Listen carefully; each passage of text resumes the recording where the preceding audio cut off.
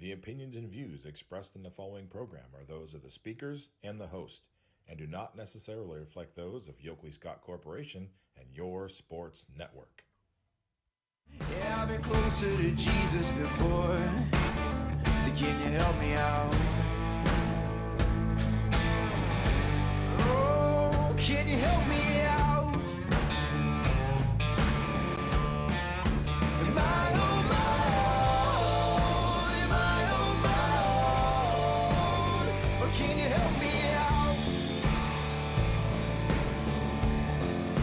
Am I on my own? Am I on my own?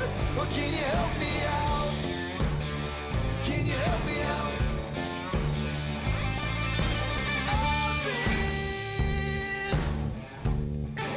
Scared to look at my soul.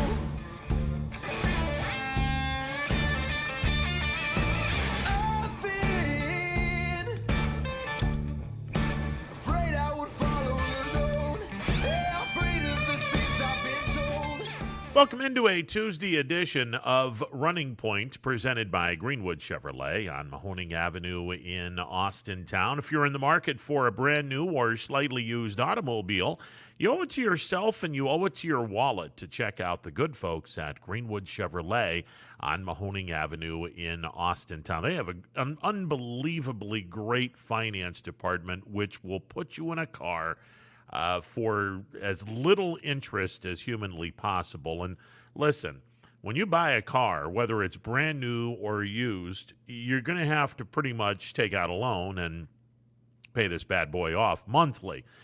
So unless you're independently wealthy, that's what's going to happen. So before you sign away the next 4 to 7 years of your life with car payments and whatnot, you really owe it to yourself. Before you put pen to paper, sign your name on the dotted line, you need to get over to Greenwood Chevrolet on Mahoning Avenue in Austintown. Give them an opportunity to earn your business. You will not be sorry that you did. I promise you that. All right, with you till 3 o'clock, at which time DJ and the fellas will take you through the 3 o'clock hour with Power Hour. All right, coming up today, we're going to talk some more high school football. We've got at least 3 coaches lined up, possibly more. Mr. Pavlansky, the head coach over at Poland, that would be Tom. The former coach of the Lakeview Bulldogs, he will be joining me at 12:15 via the MP Vivo Heating and Air Conditioning hotline. At 1 o'clock, we'll go down to Crestview High School and talk with the head coach of the Crestview Rebels, Paul Cusick. And at 1:30, Ron Johnson, the head football coach of the Salem Quakers, will be checking in on the MP Vivo Heating and Air Conditioning hotline. All right, I promise later in the week, we're going to hopefully get on someone who's going to explain what the Supreme Court did unanimously yesterday and the effect that it's going to have on college athletics from here on out. Yesterday, the Supreme Court decided unanimously that the NCAA cannot enforce rules limit education-related benefits. This would basically say that their likeness, their ability to do some commercials, their ability to sell, they get some money back from their jersey sales. All of this is now in play.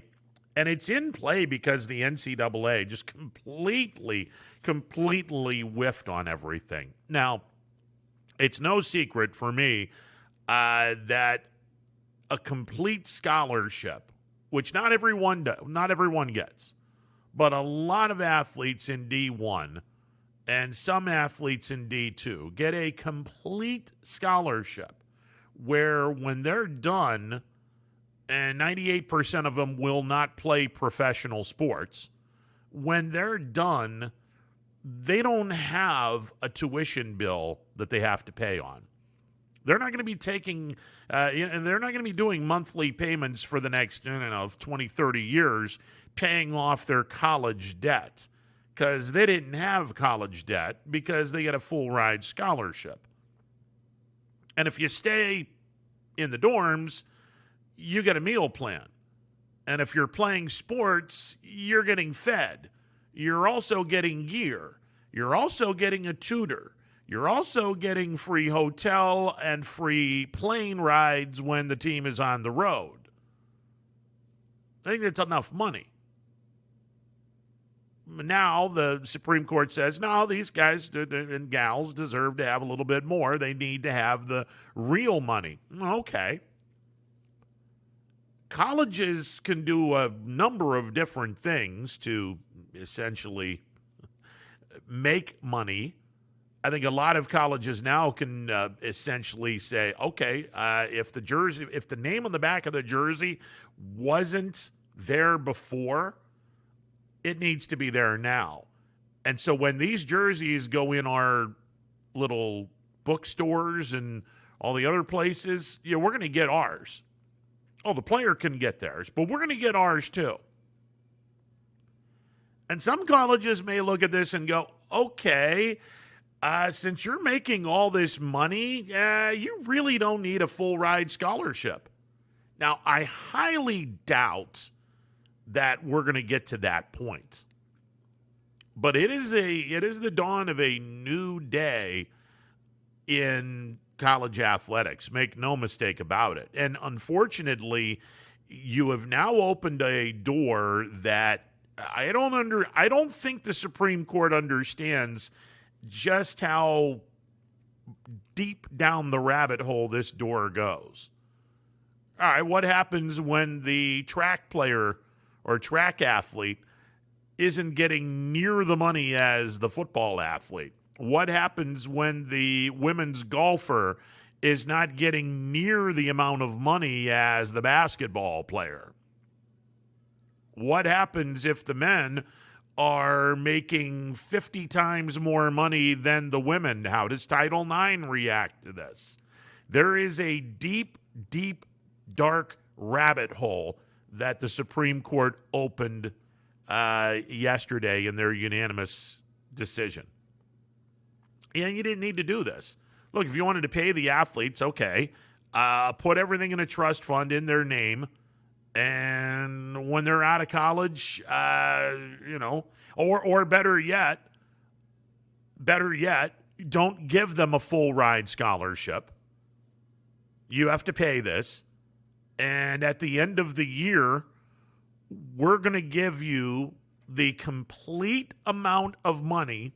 When you graduate, we're going to give you the complete amount of money that it cost for you to go to our university, and we're going to add $25,000. So when you graduate, you're going to get a $25,000 bonus. The rest of the money, you're paying off your tuition, and we're adding on $25,000. Could have very easily done that and gotten rid of the college scholarships altogether. Now, would that have changed the landscape? Most definitely it would have. Most definitely. But you could have done it that way as well. The whole likeness thing, they're going to make money on that. They're going to make money on doing potential commercials, endorsements, and whatnot. You're opening up a really deep hole because, like I said, the football players are going to make theirs.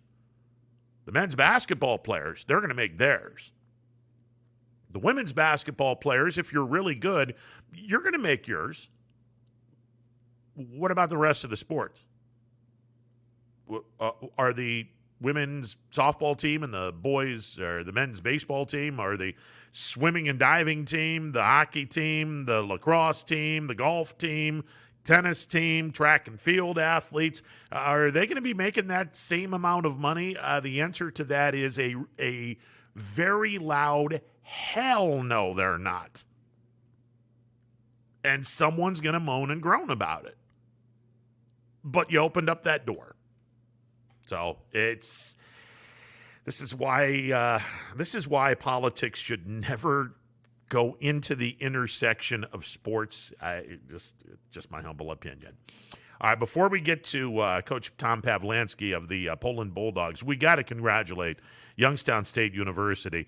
The Horizon League gives out a trophy a trophy called the James J. McCafferty Trophy. This is awarded each year to the school that wins the all sports championship. And for the first time in the history of Youngstown State, since their association with the Horizon League, which, by the way, started in 2001, 2002. So for the first time in 21 years, Youngstown State University gets the James J. McCafferty Trophy. They won this trophy because they won the most league championships in all of the sports offered by the Horizon League. They were able to do it. They finished as high as second prior to this year, 2013, 2014, also 2016, 2017. Had a third place finish, 2014, 2015. But this year, yeah, the Youngstown State University athletic department, the entire sports landscape, to which everyone is a member of the Horizon League, with the exception of the football team, because the Horizon League does not have a football league. They have everything else but. And in football, the Penguins belong to the Missouri Valley Football Conference. But in every other sport, for the first time since Youngstown State joined the Horizon League 21 years ago, they have been given the James J. McCafferty Trophy to the school that wins its prestigious all-sports championship. Youngstown State did that for 2020-2021. That is an absolutely fantastic honor. First time that the Penguins have done that. Bravo to the YSU Penguins for their diligence and their hard work. Every athlete gets a part of this one. For the first time in school history, the James J. McCafferty Trophy comes to Youngstown State University. Congratulations to the YSU athletes for making that happen. All right, we're going to take a time out. On the other side, we will begin our conversation with some high school football coaches. We make a stop into Poland. Poland has a brand new coach with a familiar last name. Tom Pawlansky takes over the Poland Bulldogs. What does he bring with him besides the great name of Pawlansky? Does he bring anything with him coaching philosophy-wise to Lakeview? And how has the offseason been in Bulldog country? We'll talk with Coach Pav after this timeout on ysnlive.com. At Greenwood Chevrolet, we go the extra mile for you. By finding you the right vehicle at the right price. And by being with you for every mile of your journey. Visit greenwoodchevrolet.com and tell us how we can go the extra mile for you. New things happen all day. Some are good, some not so good. In today's complicated world, while you're busy working, playing, and living life, we're busy helping you make sense of the day's news. And there's only one place where it comes together with clarity, context, and accountability. It's 21 News at 6 with me, Madison Tromler, and Derek Steyer. 21 News at 6. It's what the day's news really means to you. Welcome home to a home made homier with Baird Brothers Fine Hardwoods. Inspiration starts at BairdBrothers.com and is turned into reality when high-quality hardwoods are delivered right to your home. Baird Brothers has the latest design trends, shiplap and skinny lap interior siding, antique oak rustic flooring, and, well, you'll find them all at BairdBrothers.com. Ordered easily, delivered conveniently, enjoyed comfortably. BairdBrothers.com. WRS Wealth Advisors, the area's premier wealth and retirement specialists. Located on South Avenue in Boardman. Hi, this is Jim Myers with Myers Family Insurance, your local Medicare and retirement resource. We're excited to have sports back. Whether you're on the field or cheering from the stands, sports unifies communities and brings hope for the future. We're all one team working together. At Myers Family Insurance, we know the importance of a great team. Our team continues to grow to help you with your Medicare and retirement needs. The annual election period is October 15th through December 7th. Now's the time to make sure your plan continues to meet your needs for the upcoming year. Call today. Hi, I'm Colin Chupa. And I'm Kelsey Clem from K-Squared Marketing. Our boutique marketing firm specializes in media planning and buying, public relations, event marketing strategies, and strategic sponsorships. We can integrate our services with your existing game plan, or we can be your entire marketing team. Your goals, our game plan. Let's win together. Call K-Squared Marketing at 330-623-2730 or visit ksquared.marketing to learn more. At Hubbard Chevrolet, Hubbard can help you get the financing you need regardless of your situation. I'm Tony Page, and I've helped thousands of customers in Northeast Ohio and Western Pennsylvania buy a vehicle. Bad credit, no problem. I can get you approved for a low-interest loan and maybe even a low-payment lease on a new car at the #1 Chevy dealership in Trumbull County for 3 years in a row. Visit HubbardChevy.com to get pre-approved or come see me, Tony Page, to get a new vehicle today. Remember, folks, Hubbard can help.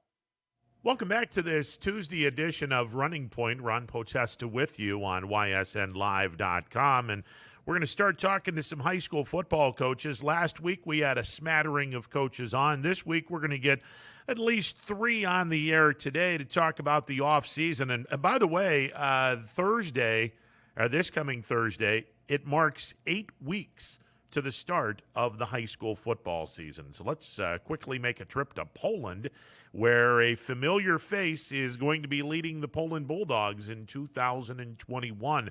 Tom Pawlansky left Lakeview to go to Poland, and Coach Pawlansky joins me on the MP Vivo Heating and Air Conditioning hotline. So, Coach, you go from one Bulldog to another Bulldog, and you're back home. Talk a little bit about the familiarities that you have called home for most of your life. Hey, Ron, how you doing? Thanks for having me on. Yeah, it's really exciting to be back home in Poland. Seeing a lot of familiar faces who guys I grew up with and guys I spent a lot of time with, and so it's been exciting again to be back, and we're excited here about our prospects here for the season. Coach, is there any extra added pressure on you knowing that you're coming back home and you're in familiar territory, you know most of the people? Is there any pressure on you because you're a Poland guy? There's I don't think so. I don't approach it that way, that's for sure. I put a lot of pressure on myself to make sure that we serve the kids as well as we can. And we just focus on a day at a time, one thing at a time, and just try to give it our best effort. And, we really don't think too much about what kind of pressure or this pressure or that pressure or anything like that. We just want to make sure that we take advantage of our time that we have every day, that we are together, again, just to be the best that we can be. Coach, obviously you go from one NEH school to another.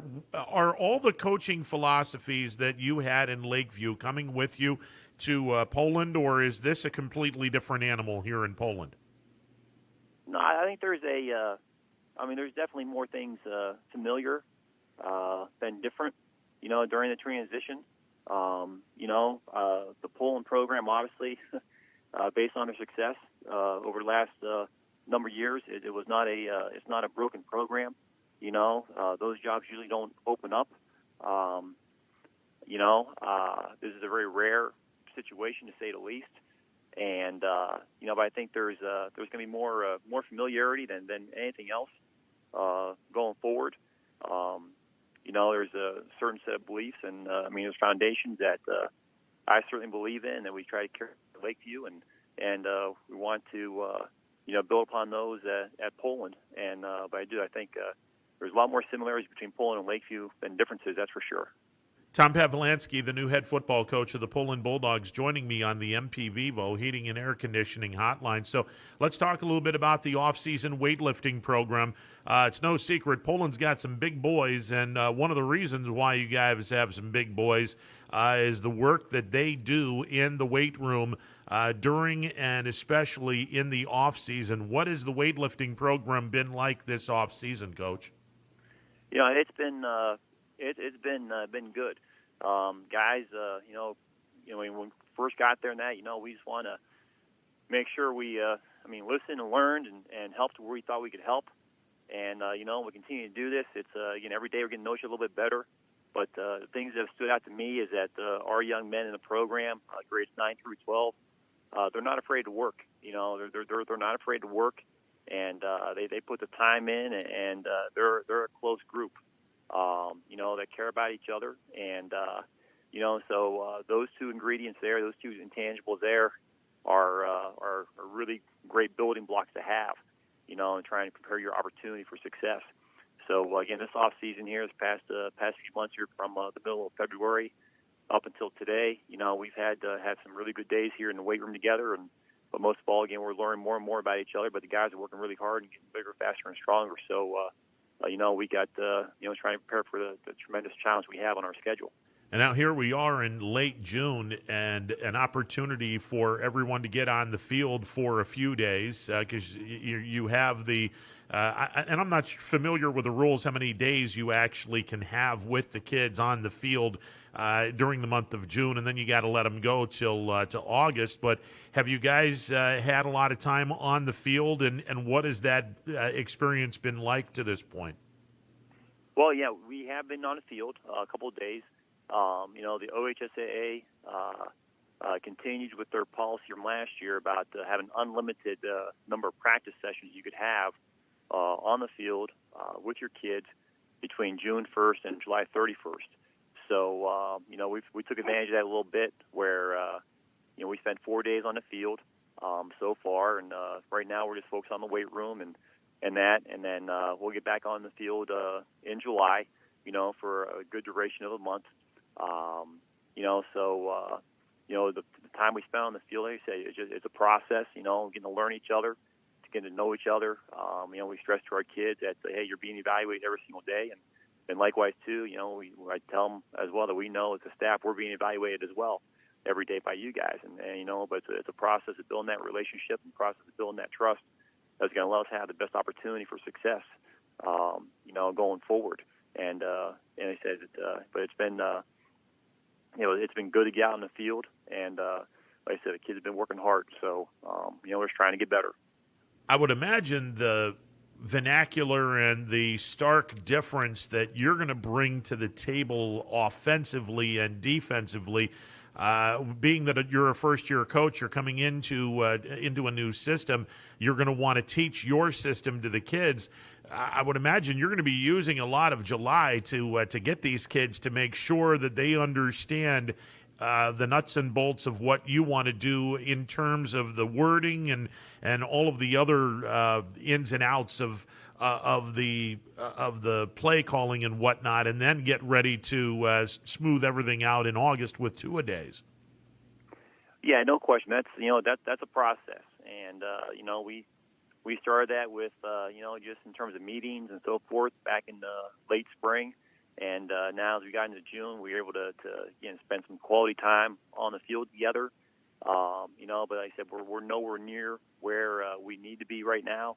And but we are. We're not lost. We're on the right track. We're on the right page. We're making steps forward. And that's a process. So there is some differences. But again, obviously that's to be expected here with any kind of transition.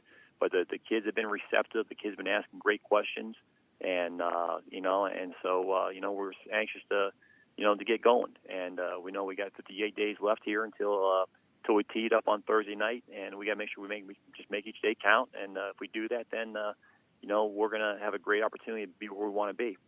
Coach, I know that the answer to this question is going to be a lot different because you're the first-year head coach. So take me back to Liberty and all the years that you were in Liberty. How important is it for a guy that's been in the system and has had their system for X a number of years? How important is the classroom and getting the kids to look at the playbook and teach them the playbook in a classroom setting? How important is that for you as you get yourself ingrained into the Poland community? And I'm not just talking about this coming year, because it's going to be an extremely important process in year one, but in the previous years in Lakeview, when you were established in this program and showed everyone what you were expected of the kids, how important is that classroom setting to have the kids go through the playbook? You can't underestimate the importance of it. Everybody learns differently. And so we want to try to present, whatever concepts, whatever the goal of the lesson that day, or, we want to be able to present it in multiple ways. We want to be able to show it in the classroom. We want to be able to show it, on the board. We want to be able to draw it out. We want to be able to show it in action through film or video. And then we want to be able to walk through it out on the field. And then from there, to be able to rep it and put it together on the practice field. And there's many different steps to it, and the classroom time is just as significant as on-field time. To me, there's no question about it, and so it's just really, really important. You can't underestimate that importance of it. Coach Tom Pavlansky of the Poland Bulldogs joining me on the MP Vivo Heating and Air Conditioning Hotline. You are given some pretty darn good talent. A lot of kids coming back from last year's Poland team that went into, everyone went into the postseason. Poland made a pretty nice run in the postseason. Talk a little bit about the guys that you have coming back and how heavy you're going to be relying on the seniors and juniors to get things going at Poland. Yeah, there is. There's no question. The numbers are good. Numbers are we have a healthy number. The senior class has 18 kids in it, and like I told you before, there's a closeness to them. They're a close knit group, and they're not afraid to work. And the kids that are coming back, the lettermen in that, and the returning starters from last year, they've led the way. They've led the way here in the off season, and I know they're we stress in our program that being a senior is the most important title you can have. The guys are I think guys understand that. They're buying into that, and bought into that. I think they know even before I got there, that's for sure. And we need our seniors to reach their full potential. To have their career best year, and those guys there they're working tremendously hard. Whether you want to talk about Jack Fulton or Don Parker, Michael Gordon, Gavin West, Dom Sabrin, Joe Maseko, all those guys are working really, really hard to make sure that 2021 is going to have a chance of being as good as it can be. Coach, how much different is the Poland offense going to be from many, many years of more run than pass? Are you going to be opening up a little bit more than previous coaches, and in terms of allowing your quarterback to throw the ball a little bit more than run the football? Well, I don't want to give away too much here now. Now, I don't want you to give away the secrets, because I'm sure that your brother's listening and taking notes, because you guys are going to be meeting in week 1. Yeah, it's probably safe to say that we want to apply pressure on the defense. We want them to be able to defend the whole width of the field and the length of the field as well.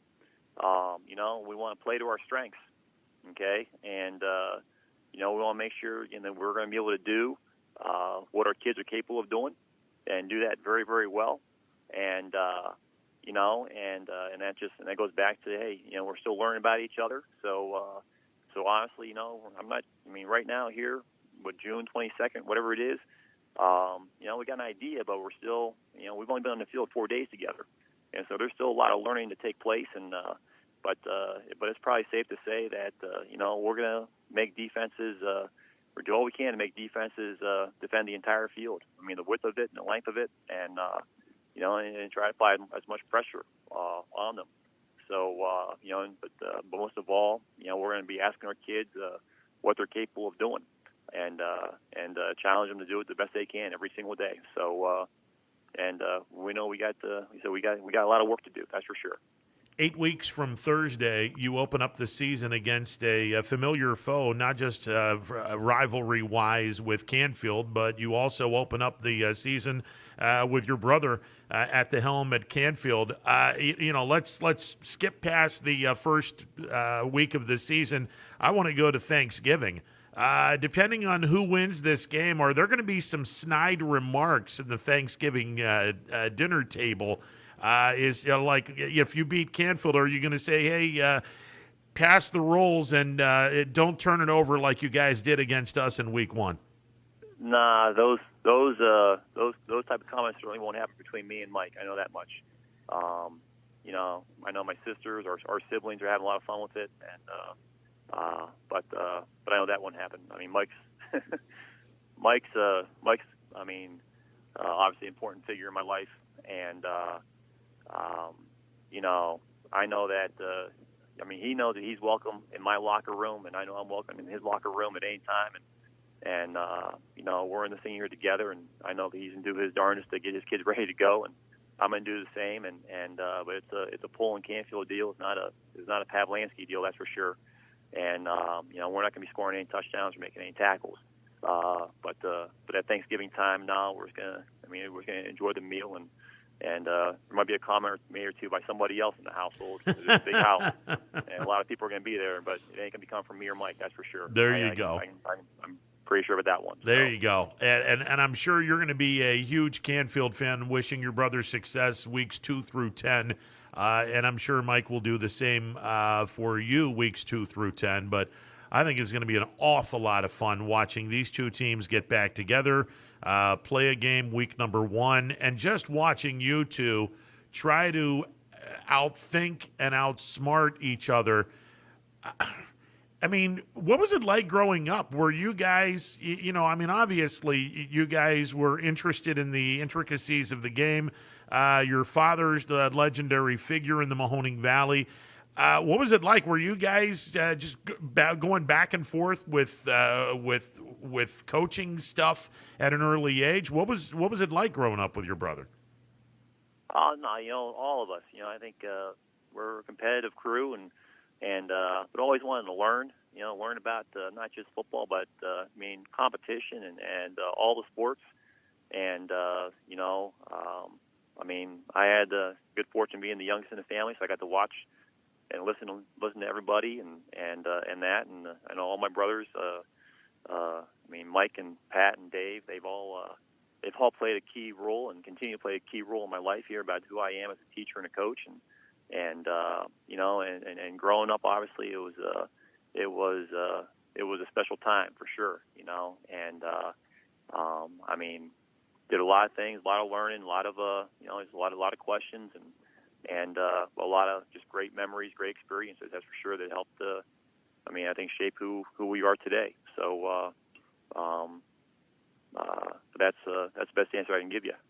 It's going to be a heck of a lot of fun to watch you and your older brother just try to determine who can outsmart who 8 weeks from Thursday. And I know you guys have an awful lot of work to do, and both sides do. But man, what a way to start off the 2021 campaign. To have your team go up against your older brother's team on a Thursday night where everyone and their brother will be watching this thing. I can only imagine the fact now that we're going to be able to have all the fans attending.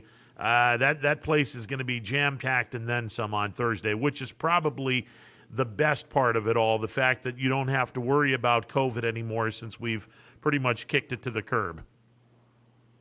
Let's hope so. Let's hope so, and hopefully it'll be a packed house. We'll be able to have a packed house, and it'd be a great experience there for another chapter to the Poland, the great Poland Canfield rivalry here, and so it's still a long ways from here. A lot of work needs to be done till then, but hopefully, like I said, hopefully the vaccines are getting more popular and that, and we get to go ahead to have a full house. Tom, all the best to you, and congratulations on your new gig. I know that it's a special feeling coming back home to coach the high school program, and congratulations to you, and best of luck this year. Thanks, Ron. Really appreciate it. Thank you. You got it. Tom Pavlansky, the head football coach of the Poland Bulldogs, joining me on the MP Vivo Heating and Air Conditioning Hotline. Man, that is going to be a fun matchup.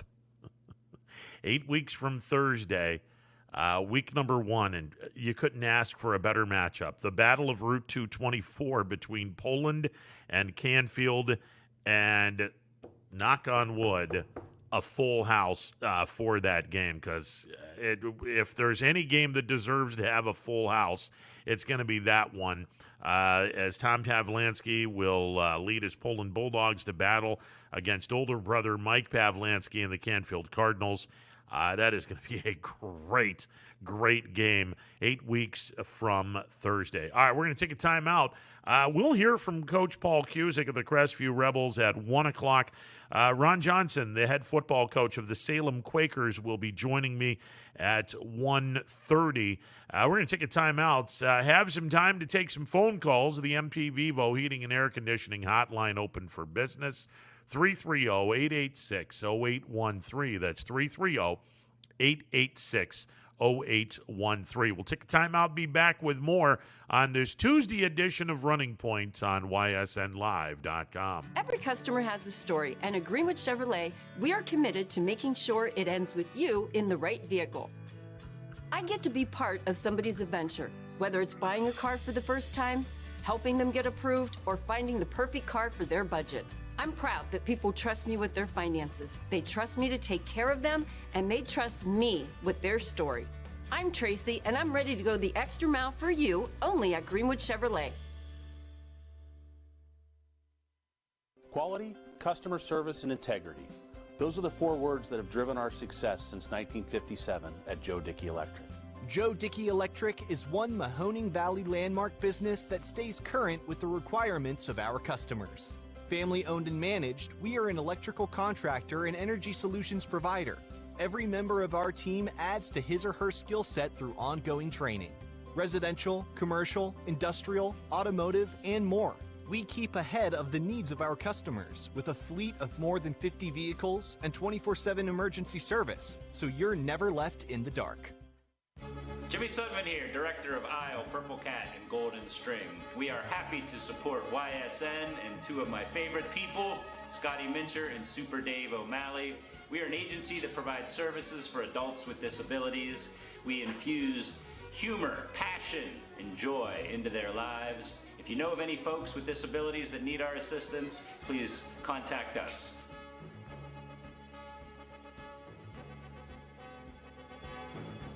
When looking for home design inspiration, don't just be inspired, be Baird inspired. Whether new or remodeling, Baird Brothers has the latest trends like shiplap to refresh your home.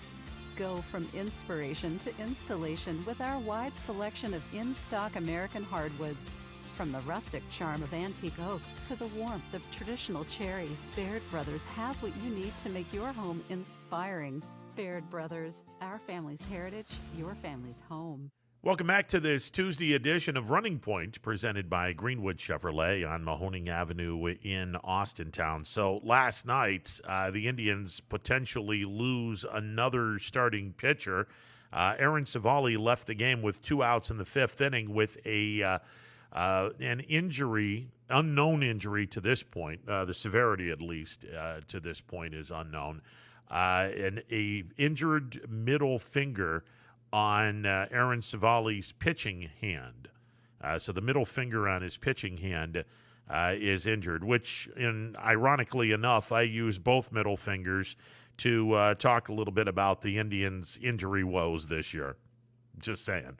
Man, if Civale is out for an extended period of time, then the Indians are just really screwed.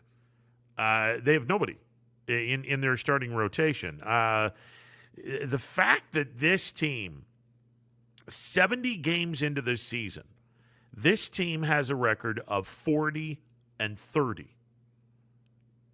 Now keep this in mind. A 40-30 record.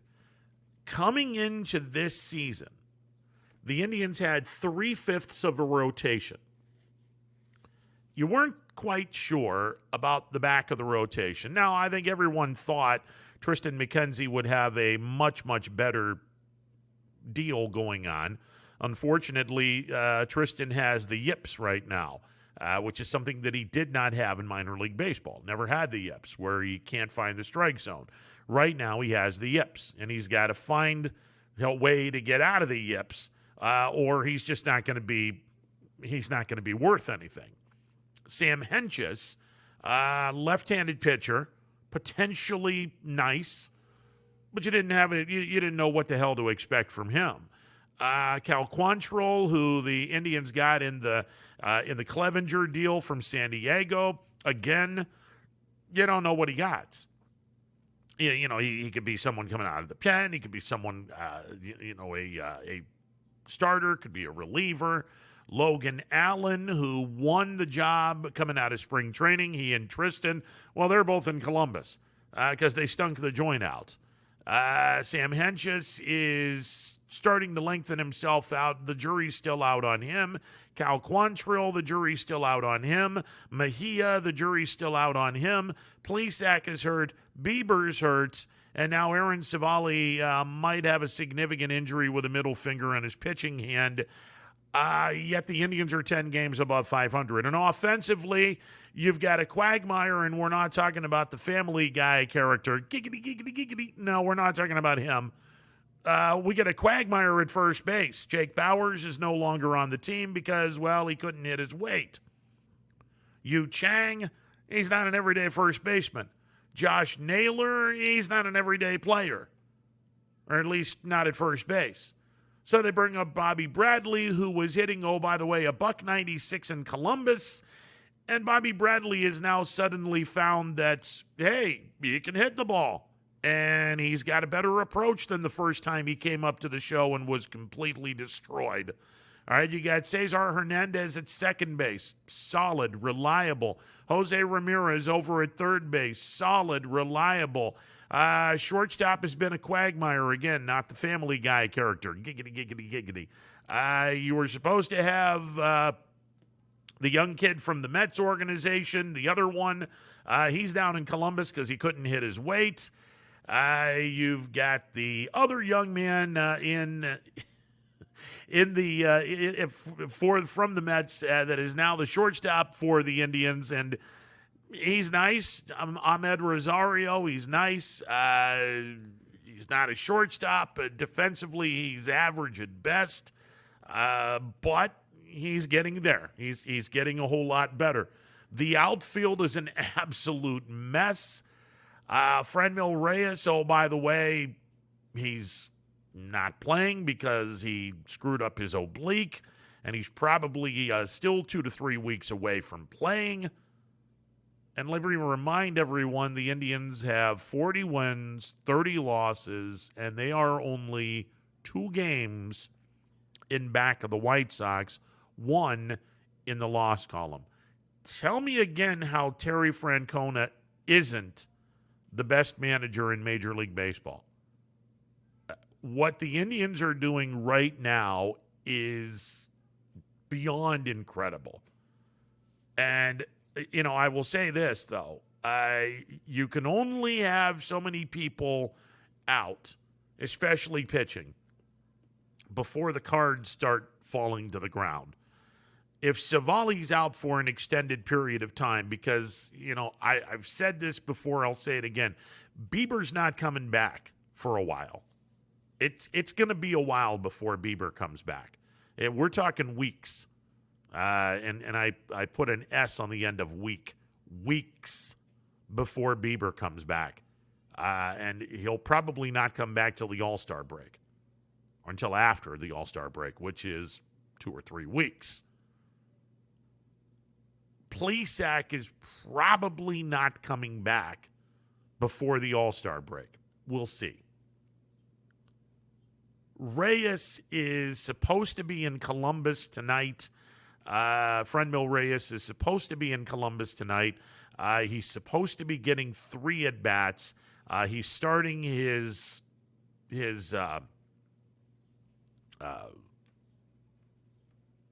assignment, minor league assignment. where he's hoping to get back into shape and go from there. He's probably another week or two away, because oblique injuries they're just different. It's such a thing that is so necessary, and when you pull your oblique or when you get it out of whack, that's a 6-week issue. And Reyes, we're talking 4 weeks right now. I think that Reyes is still a week or two out from getting back. And look, we've talked a little bit about this. The Indians' schedule is such where they can make some ground up. I mean, they get the Cubs tomorrow. They're off on Wednesday. They open up a 4-game series with Minnesota, who, by the way, Minnesota's playing a lot better baseball. They are playing a lot better baseball. I mean, they're still buried deep in that division, but they're trying to make some inroads. And then you have a 3-gamer at home against Detroit. But Minnesota's won 5 games in a row. They're now 10 games below 500, and they're now 12 games out of first place. Detroit is 13 games out of first place. That Minnesota series is not the gimme that it was, say, 2 weeks ago. It just isn't. If the Indians can go, 3-2, if they can go 5-3 in their next 8 games, we're looking at 45-33 going into a really difficult schedule prior to the All-Star break. And this is where things are going to start to fall apart if the Indians don't get healthy. Because here are your games prior to the All-Star break and after the All-Star break. The Indians are home to Houston for 4 games. On the road to Tampa for 3. And they'll close out the pre-All-Star break with a 4-gamer at home against Kansas City. Then you have the All-Star break. Right out of the chute, you're taking on the 2 best teams in the AL West on the road. 3 in Oakland, 3 in Houston. And then you're home to Tampa for 4. And then you have the Cardinals for 2 at home. And then you go on the road July 30th, 31st, and August 1st in Chicago to take on the White Sox. That's a beast of a schedule with very few holes or winnable, not winnable, but very few, no questions asked, we should be able to win these games. I'm the only team in the entire month of July that the Indians have on their schedule where I can comfortably say, oh, they're playing this team for 4 games, they should be able to take 3 out of 4. That's Kansas City. And I'm not even comfortable saying that because Kansas City's not a bad team, even though they've fallen on some hard times. But the Indians need to pad the rest of this month. They've got 8 games left in the month of June. And again, they need to pad these games, and they need to get healthy real quick because come July the 1st, you're about to find out just where the Indians are. And what they're doing right now, no question, it is nothing short of amazing. 10 games above 500. They have played, they've played some pretty good series. They had a 4-game series with the White Sox. They split that series. They had 1 game at home against the White Sox. All right, they lost that, so they're 2-3. 3-gamer with the Cincinnati Reds. They were only able to salvage 1 game. 4-game series with the Yankees. They were only able to salvage 1 game. They took 2 out of 3 in Chicago against the White Sox. They took 2 more games from, this was the Cubs. They have not really played a great competitive group consistently this season. That changes.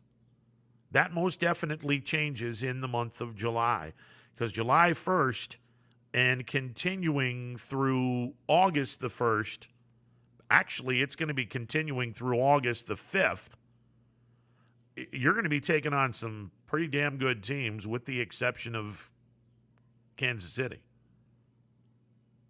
Possibly St. Louis, because the Cardinals have been struggling. And then you go into August. All right, you got a road trip in Detroit and in Minnesota midway through August. But then you're back home taking on the Angels, the Rangers, the Red Sox. And then you go to September. You've got Kansas City and Boston on the road. You got the Twins and Milwaukee at home. You got Minnesota for 2 on the road. You go to Yankee Stadium the second to the last weekend of the season for 3.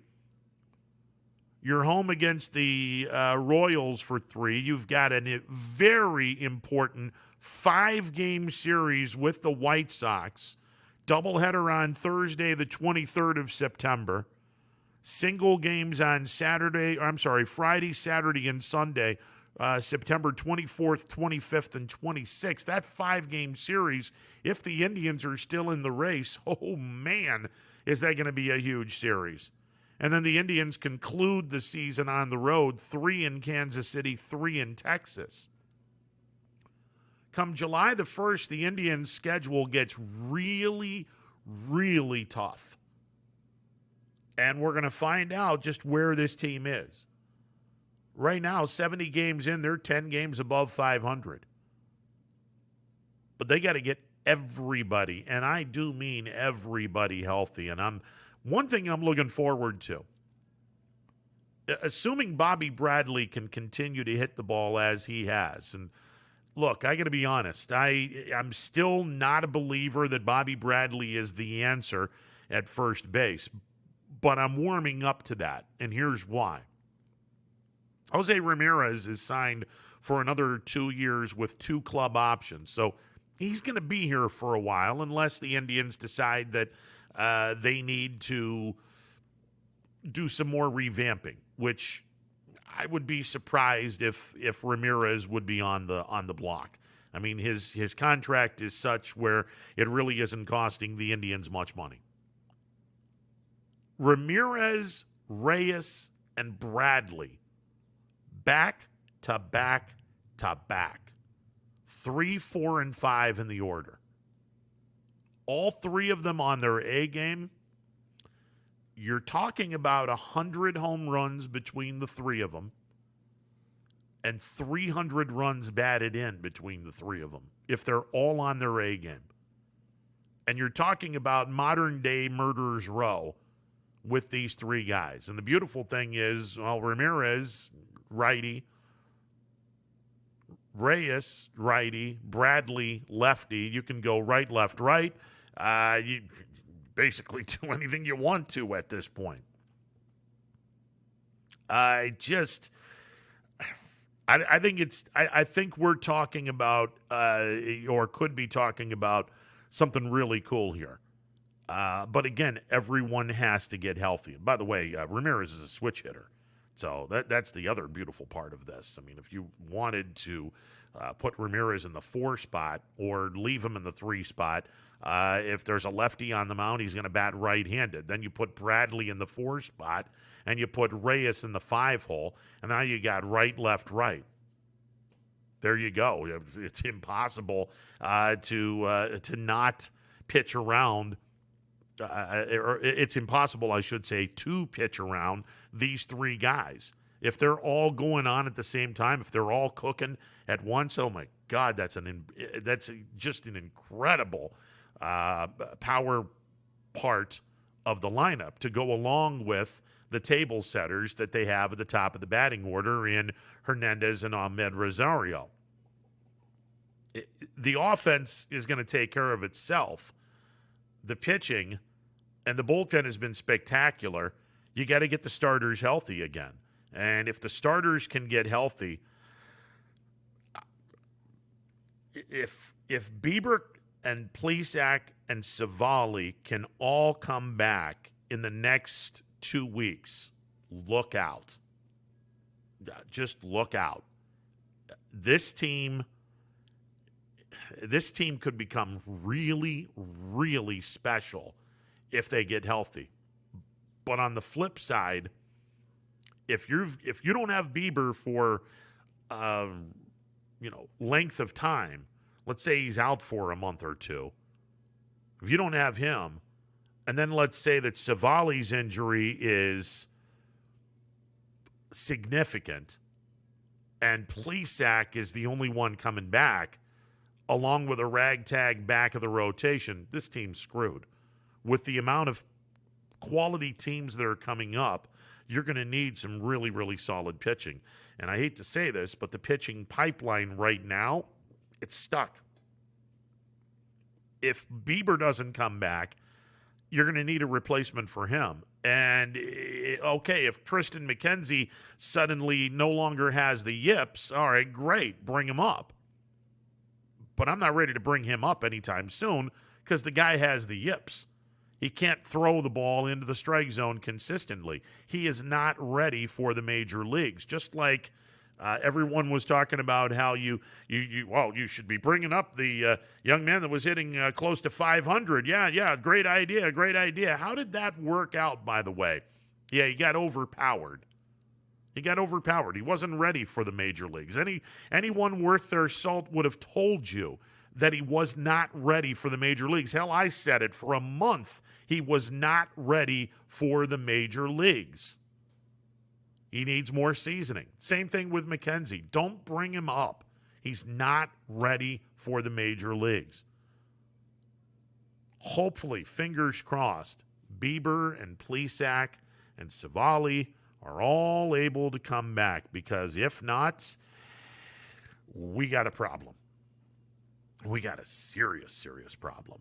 But if they can come back, the American League has a serious problem, because this team might be the best team in the American League if this team comes back healthy. This might be the best team in the American League if they're healthy. Just saying.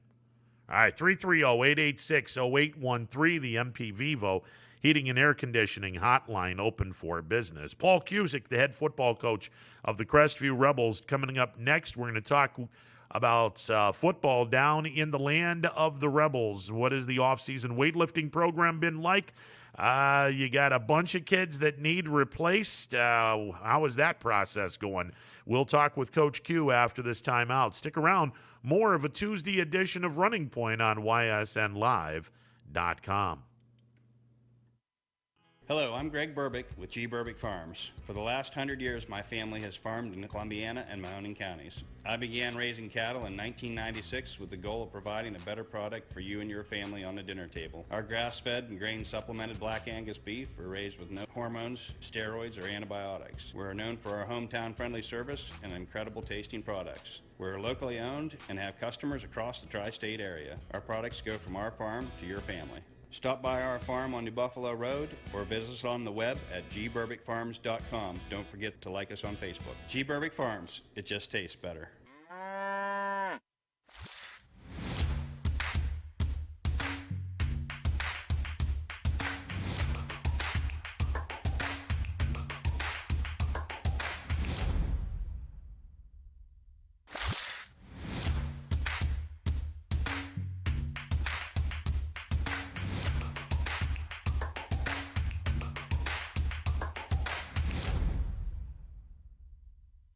This is Tommy Clem, owner of WRS Insurance Solutions. WRS Insurance Solutions is a local independent agency that specializes in life, Medicare, long-term care, and disability products. Call us at 330-953-3722 or visit us at wrsinsuranceSolutions.com to learn more. Good luck to all the student athletes in the Valley.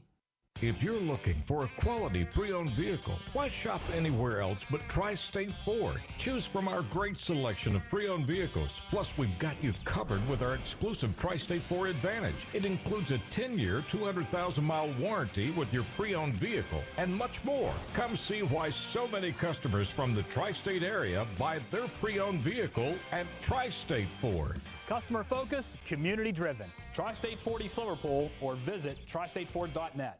When Mother Nature starts flexing her muscles, make sure you're prepared for comfort. For over a decade, NDC Heating and Cooling has been sending their team of experienced, certified, and knowledgeable technicians to service the area. NDC services all makes and models and carries a wide selection of furnaces, air conditioners, and indoor air quality products. To schedule an appointment, call 330-457-2562.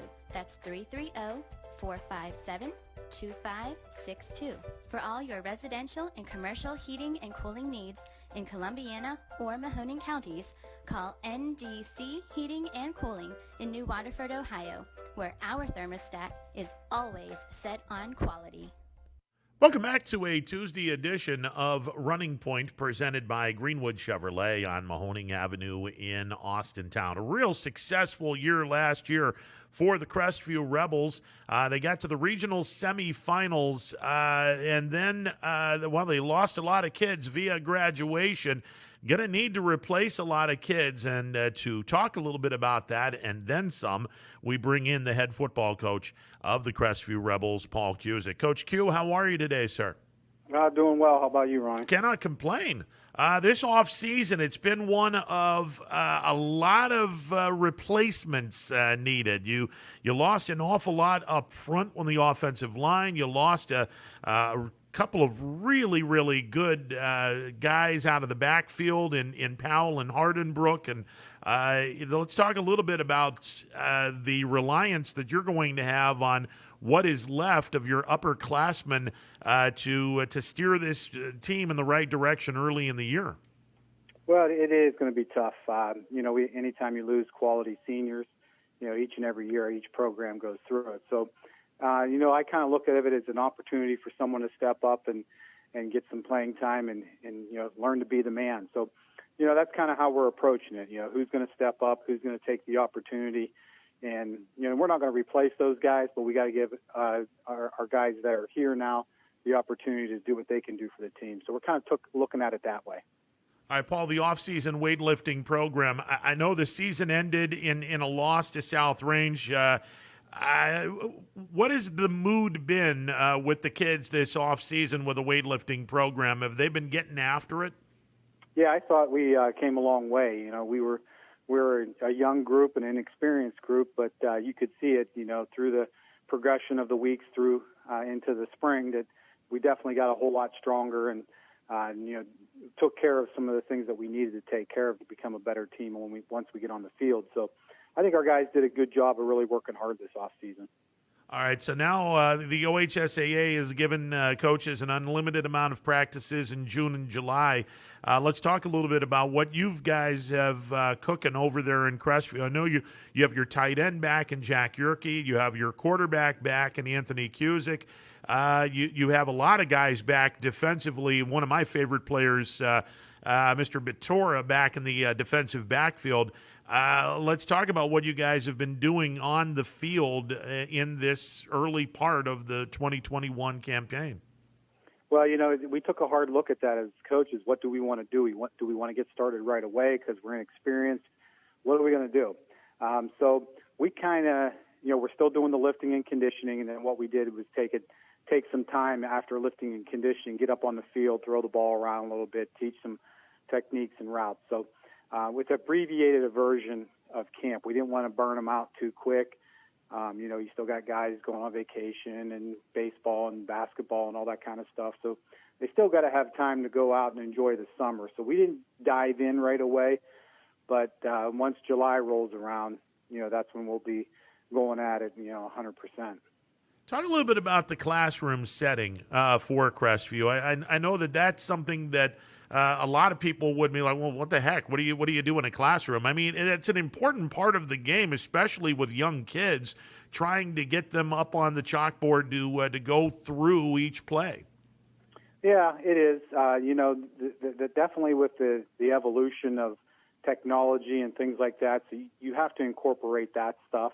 I think it's important that you have basically a hard copy and then some type of tech to go with it, and we try to do that, and then you get up on the field and show it that way. So you definitely have to do some classroom stuff, but it's got to be a variety. I don't think you can just sit and just X and O up on the board and expect your guys to sit there for a half hour and feel like they're in school. I don't think that is tough to do.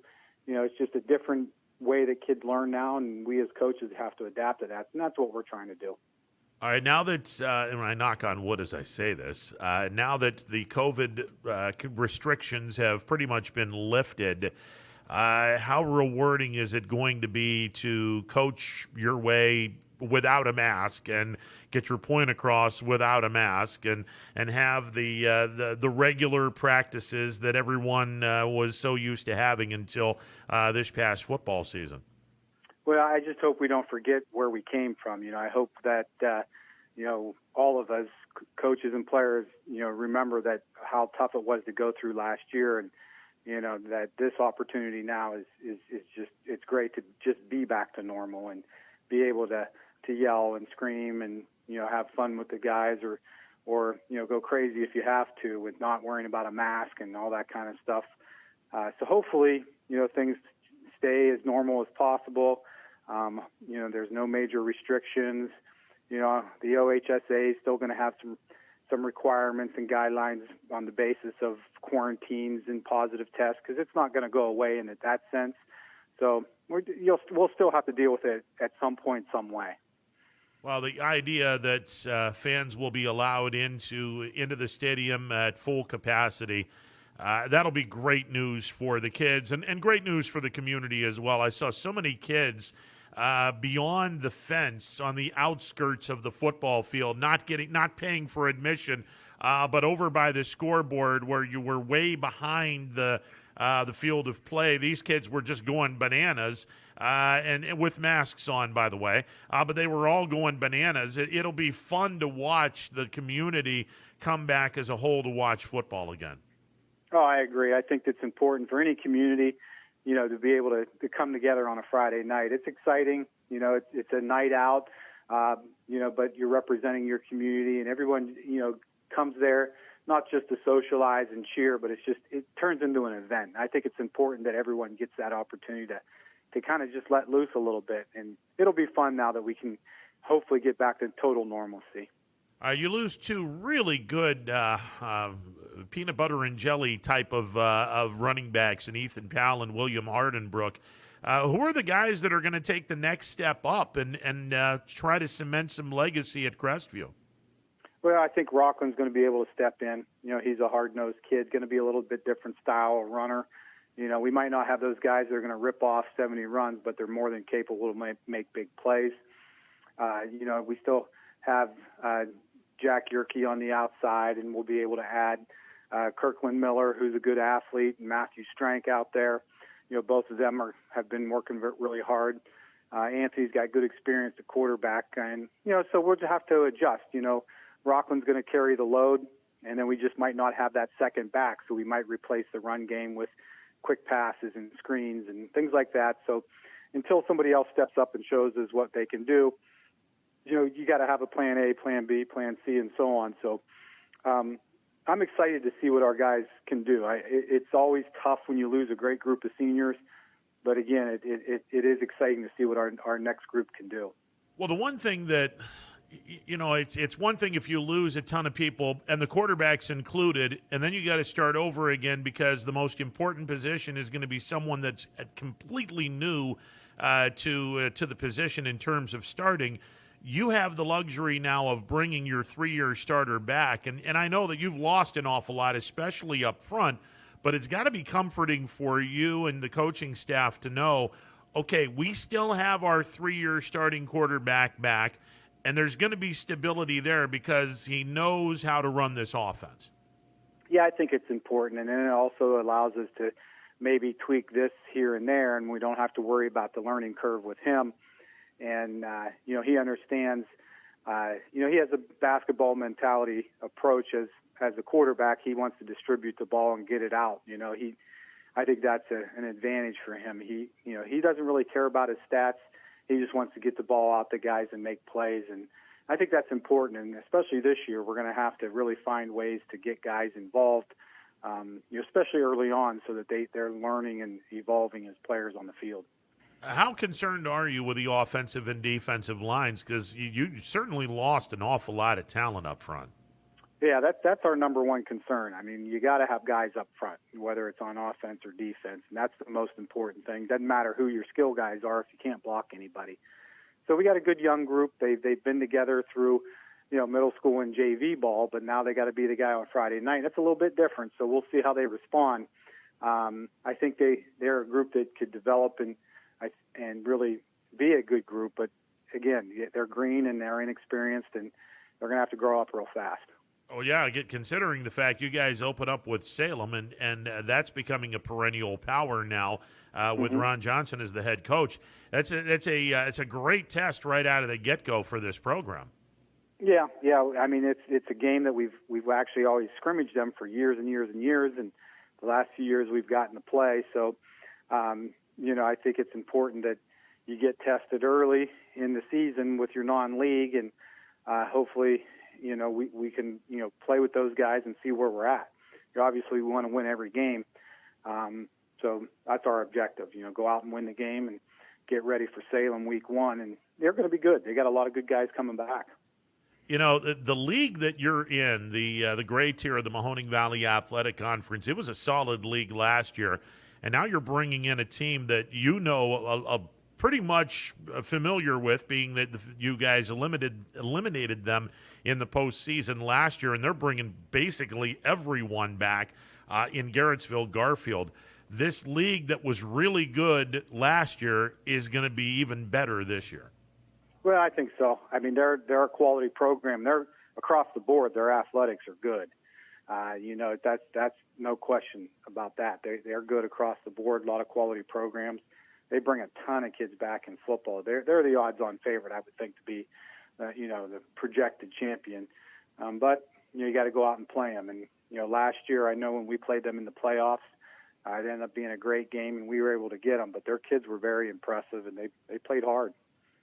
All right, let's talk a little bit about the playoff format. I know it's no secret the Coaches Association did not care for the OHSAA's midnight decision to throw away the 12-team playoff and go with a 16-team playoff. And, a lot of folks believe that it's a money kind of a thing. And I tend to agree with that for the record. But the fact that it's 16 teams in the postseason, I would think that most, if not all, of the gray tier should be good enough to qualify for the playoffs this year.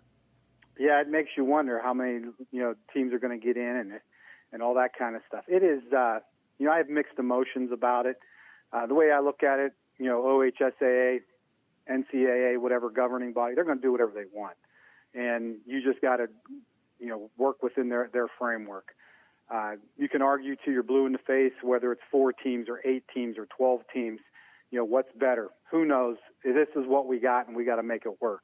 I think there's going to be some lopsided victories, which aren't a good thing, but that's what we got to work with. So, it'll be exciting for some schools. It'll be first time they make the playoffs, but then they're going to face somebody that, could end their season real ugly.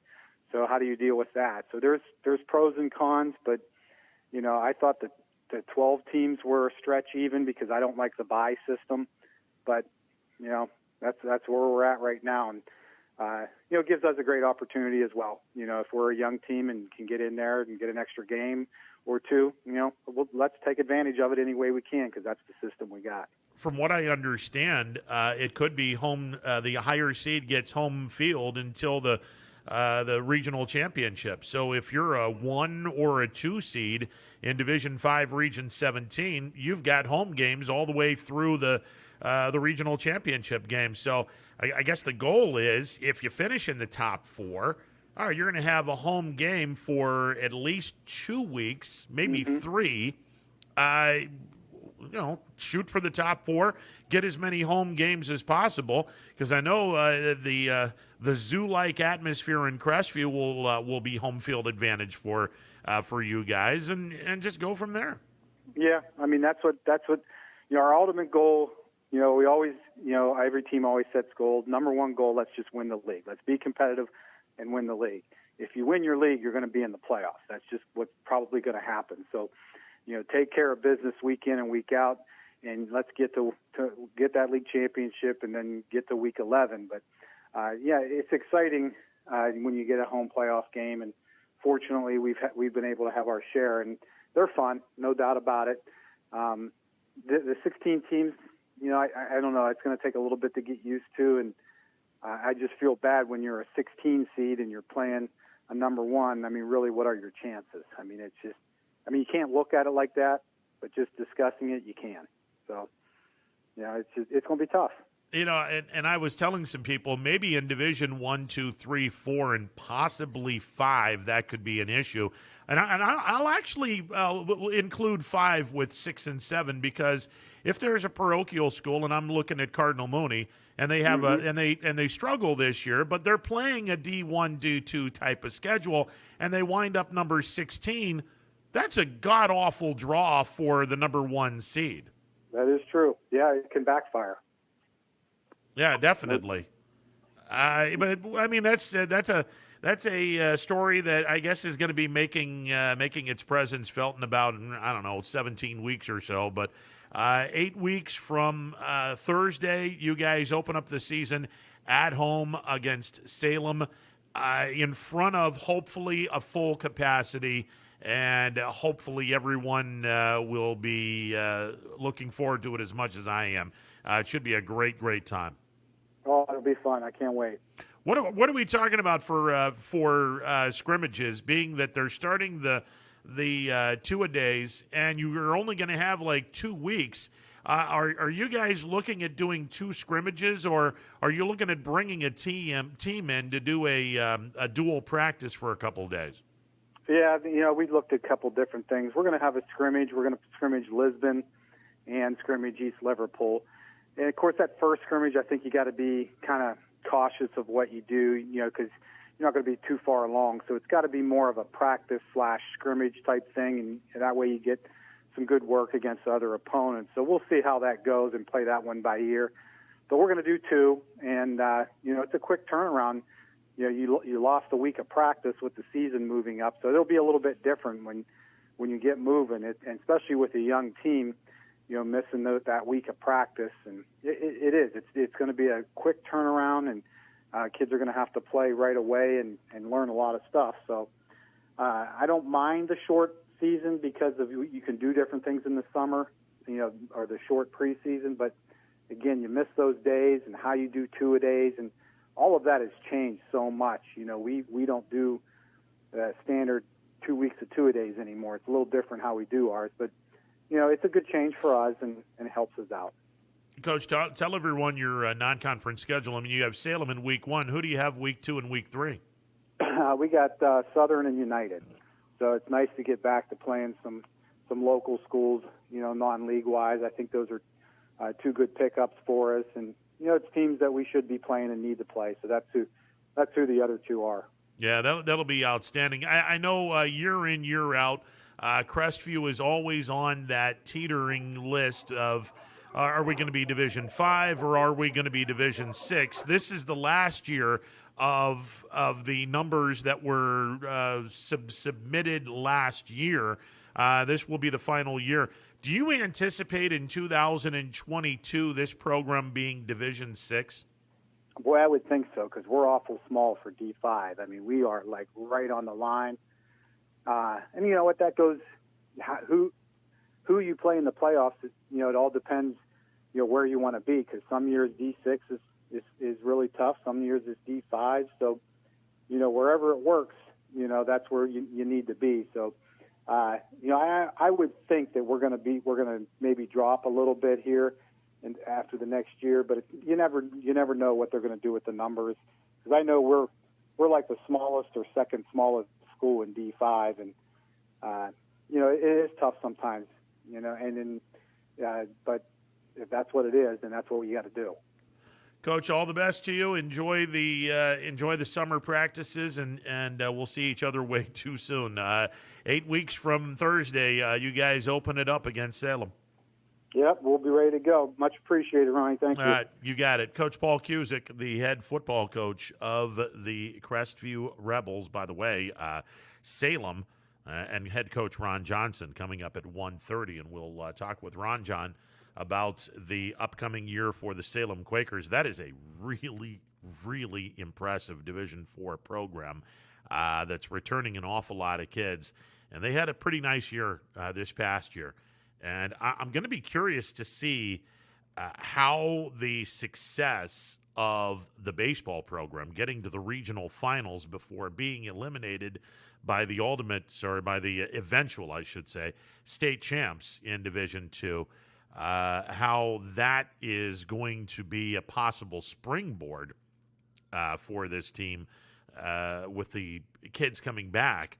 How that's going to be a springboard for this team to potentially have all kinds of fun in this 2021 high school football season, which, again, it's crazy to think this, but 8 weeks from Thursday, we start the 2021 high school football season. That is absolutely crazy.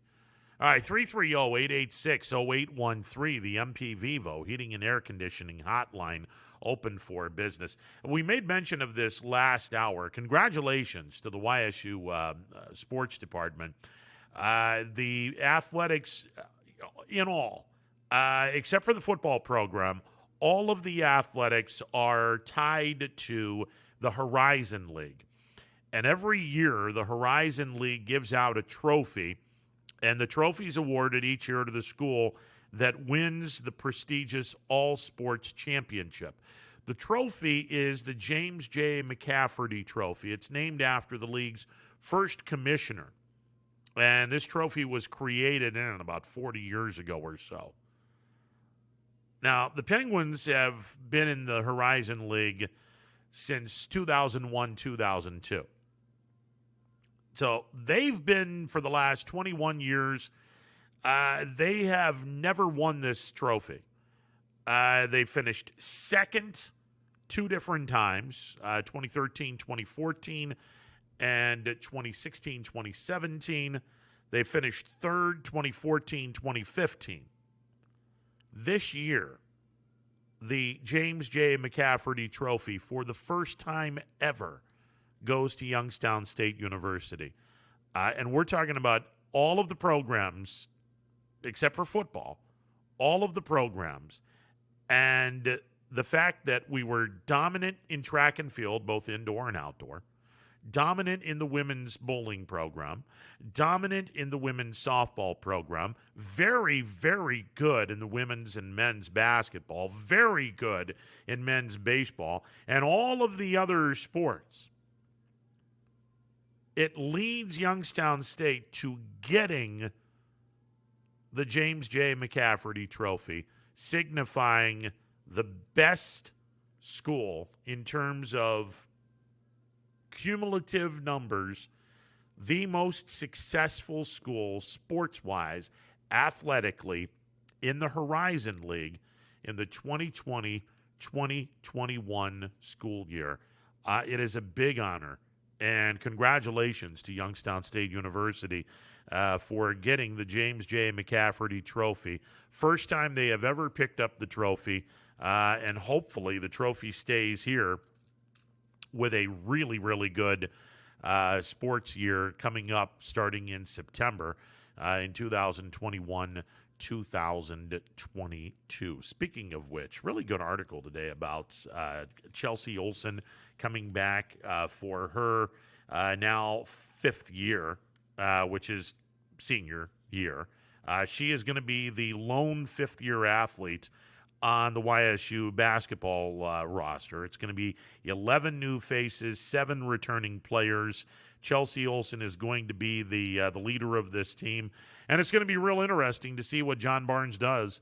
And not just John Barnes, it's going to be really interesting to see what Jared Calhoun does, because you don't have DQ. He went to Fordham, so he's going to be playing basketball in the Patriot League, if I'm not mistaken. You don't have the big guy. Naz Bohannon has left as well. He's headed to the ACC. So yeah, it's going to be really interesting to see what kind of talent comes up with the YSU men's and women's basketball program, and are they able to compete and stay in the top half of the Horizon League and make some noise in the Horizon League tournament. And I understand it's in the wintertime and we're a long ways off, but it's going to be real interesting nonetheless to see how the men's and women's basketball teams do now that a lot of faces are gone. I mean, the women lost Mary Dunn. She's going to be playing in the ACC with the University of Pittsburgh. Nneka Obiizer left. She went to the transfer portal. She's going to be playing at UNLV. There's a lot of new faces in both the men's program as well as the women's program, and it's going to be very interesting to see how that comes about. It'll be interesting to see if Coach Gorby's track and field program, both indoor and outdoor, can continue doing what they have been doing, dominating the Horizon League year after year, the cross-country program as well. And next spring, with the YSU softball and the YSU baseball programs and how they're going to be doing. And hopefully it all leads up to another James J. McCafferty trophy with YSU keeping the trophy and starting to form a little bit of a dynasty in the Horizon League. That would be nice. We're going to take a timeout. On the other side, we will hear from the head football coach of the Salem Quakers. Ron Johnson joins me after this timeout on ysnlive.com.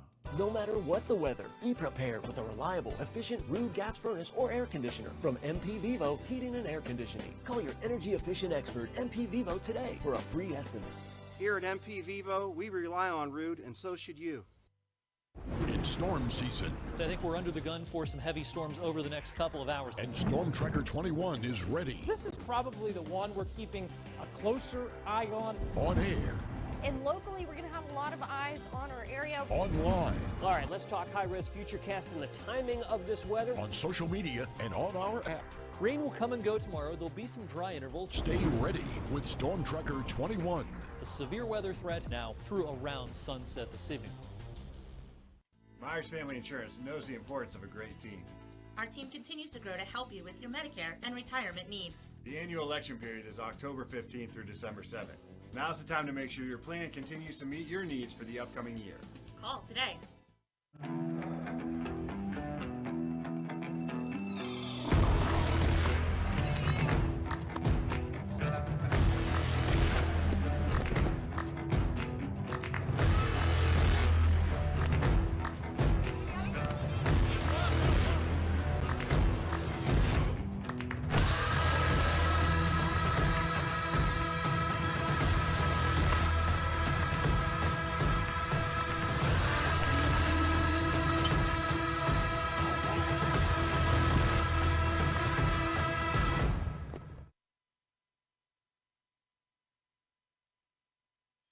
"60 years ago, Baird Brothers Fine Hardwoods began with 3 siblings, a hand-set sawmill, and a few local orders. And while business has certainly changed over the years, what has not are our principles of hard work, craftsmanship, and commitment to quality.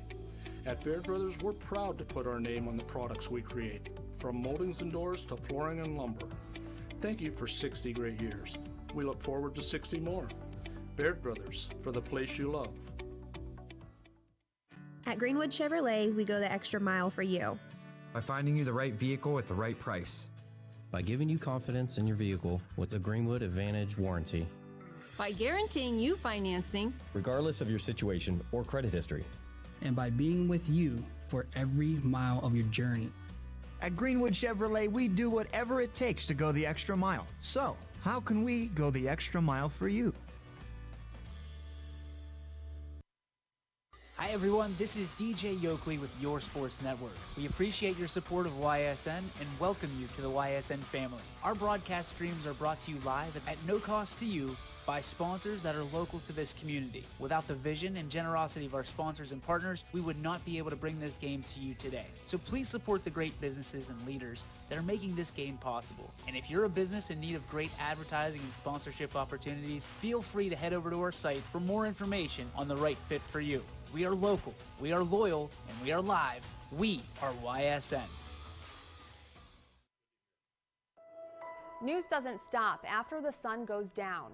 Sometimes you just have to hustle to get it. At 21 News, no matter how far it is, no matter what it takes to get there, we're working to bring you the best stories and the freshest content at 11 p.m. with the context and clarity that makes it worth staying up for, no matter what time it is. 21 News at 11 with me, Erin Simonek, and Derek Steyer. 21 News at 11, news that's worth your time. WRS Wealth Advisors is the area's premier wealth and retirement specialist. With our combined 70 years experience and comprehensive wealth strategy, we assist our clients attain their goals. Call 330-965-0370 to learn more about our individual and corporate financial planning services, or visit WRSWealthAdvisors.com. Good luck, athletes. Every customer has a story, whether it's buying a car for the first time, helping them get approved, or finding the perfect car for their budget. I'm proud that people trust me with their story. I'm Tracy, and I'm ready to go the extra mile for you, only at Greenwood Chevrolet. Welcome back to this Tuesday edition of Running Point, presented by the good folks at Greenwood Chevrolet on Mahoning Avenue in Austintown. Our look around the area with high school football continues as we stay in Columbiana County. Head from Crestview over to Salem, where we talk with the head football coach of the Salem Quakers, Ron Johnson. Coach Johnson, how are you today, my friend? I'm doing great, Ron. Thank you very much. Listen, first and foremost, what a run for the Salem baseball team, getting to the regional championship game, falling in extra innings to the eventual state champs, Akron-Hoban. Just an amazing, amazing run for the Salem Quakers. And, Coach, I bring this up because there are some kids from that baseball team that do play football and will be playing football for you in the fall. How important is that for those kids to come into your football camp this summer and try to just keep that momentum of getting into a regional championship and keep the momentum of success going in Quaker country? Well, I tell you what, it was a very exciting spring to watch those guys. And we had 6 of the 10 starters were underclass football players. So you're right, they will all be back in the fall. And what I hope happens is the excitement of that, the maturity of having to handle a deep playoff run, and then also the disappointment of not finishing the job will be a benefit to our guys this fall, because we're planning on making a very deep run ourselves, and I think that experience will do great things for us. Now, let's talk about Salem football. My goodness, Coach, in the last few years, this program has become quietly a really impressive program, and you got an awful lot of kids back, an awful lot of really solid talent back, to the point where EBC, the road to that championship might go through you guys, and I know you're looking for a whole lot more than just an EBC championship. But like you said, you're looking to make some serious noise in Division IV. Well, yeah, I think we've established ourselves, now going into our 10th year here with the program, and the kids have done a great job buying in, and the community's done an incredible job buying in and supporting the things that we do. We are, putting ourselves in position to compete every year, and there's been many years where we've been in it into weeks 8, 9, 10 of the season, and we plan to be there again and in the future. But we want to continue to get better and use our past experiences to help us get over the hump and to get a championship and continue to get deeper and deeper into the playoffs each year. Well, listen, the success of the Salem program, it all ties into prior to junior high. Salem has a really, really nice youth football program. I have some great nephews that are that have been the byproduct of playing in the Salem youth football program, and now I think they're graduating into junior high this year, if I'm not mistaken. So, talk a little bit about your youth football program and how that program is getting all of these kids ready for junior high and into high school. Well, I tell you, when we took the job here, 10 years ago now, one of the things that the administration put us in charge of was to revamp the youth program because it wasn't what they wanted it to be. And our visions were very similar. So we took the youth program over completely as a high school program. And we prided ourselves on being a K through 12 program. And our kids are very involved. Our high school coaches are very involved with the youth program. Our kids are drafted, and they're all assigned to teams in our youth programs. They coach them at least once a week. They do the camps with them, and then they coach them once a week. And as many of them that can get to their games on the weekends, they do. But it just bridges that gap between the young guys idolizing the old guys and wanting to be just like them, and then our old guys going down to work with the youth guys and understand that they have to be a role model and handle themselves accordingly. It's similar to the Big Brothers program, where you just have the varsity guys and the junior varsity guys lending a hand and having some fun with the kids and trying to teach them how to play the game and how to do it the Quaker way. It just sounds like a really nice Big Brother type of program. But it is, and I tell you, it can't happen without good people in that organization. We've been blessed since we've started it to have great leadership in our youth program. And the coaches buy in, and they understand that the most important thing is the high school varsity program. And any and everything that we can do to keep as many kids playing that love football and love one another and keep playing it, the better it is for us. And we don't have any guys that are worried about how many fourth grade wins they have in the history of Ohio youth football. I mean, they're doing it to support Salem football K through 12. Ron Johnson, the head football coach of the Salem Quakers, joining me on the MP Vivo Heating and Air Conditioning Hotline. Coach, you have embraced the community of Salem. The community of Salem has embraced you. Talk about just the fact that you're no longer in the meat grinder. I mean, you used to coach football at Canton McKinley, and good God, the spotlight for any coach at Canton McKinley is as bright as the summer sunshiny day is long. It's got to be an incredible feeling knowing that the community and yourself and the coaches, you're all on the same page, and the spotlight at Salem is nowhere in comparison to that spotlight you left at Canton McKinley. Well, I guess we look at it two ways. I mean, I'm trying to bring the spotlight to be as bright here in Salem as it was in Canton McKinley, and the community has allowed us to do that. We're becoming a football town. The town loves football, and we want it to be very, very important, and we want to bring the light to it. Now, it might not be as bright as maybe your interrogation lights that you're talking about in Canton McKinley, but we want a bright spotlight on our kids and on our program because we're very proud of it.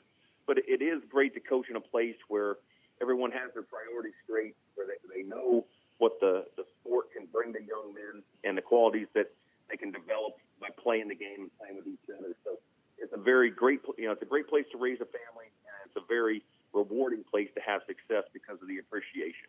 You and I have had this conversation before. The many games that I have broadcast in the phenomenal basketball gymnasium that the Salem Quakers have, the broadcast booth, or not booth, but area that they have us doing the games in, is where the weight room is in. It is upstairs in the second floor of the basketball gymnasium.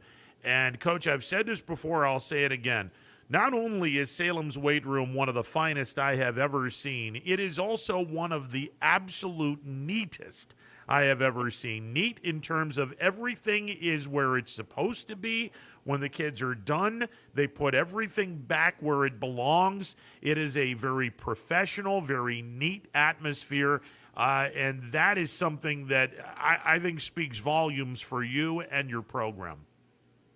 Well, Well, our kids take great pride in their weightlifting facility. I agree with you. It's one of the finest around, one of the most efficient weight rooms around that allows us to do the things it takes to develop young men and women as year-round athletes. The world needs order, Ron. Without order, there's chaos, and then there'd be a degeneration of society all the way around. So it's important for us to keep things in order so, the kids can go up there, be comfortable, be productive, and be safe ultimately.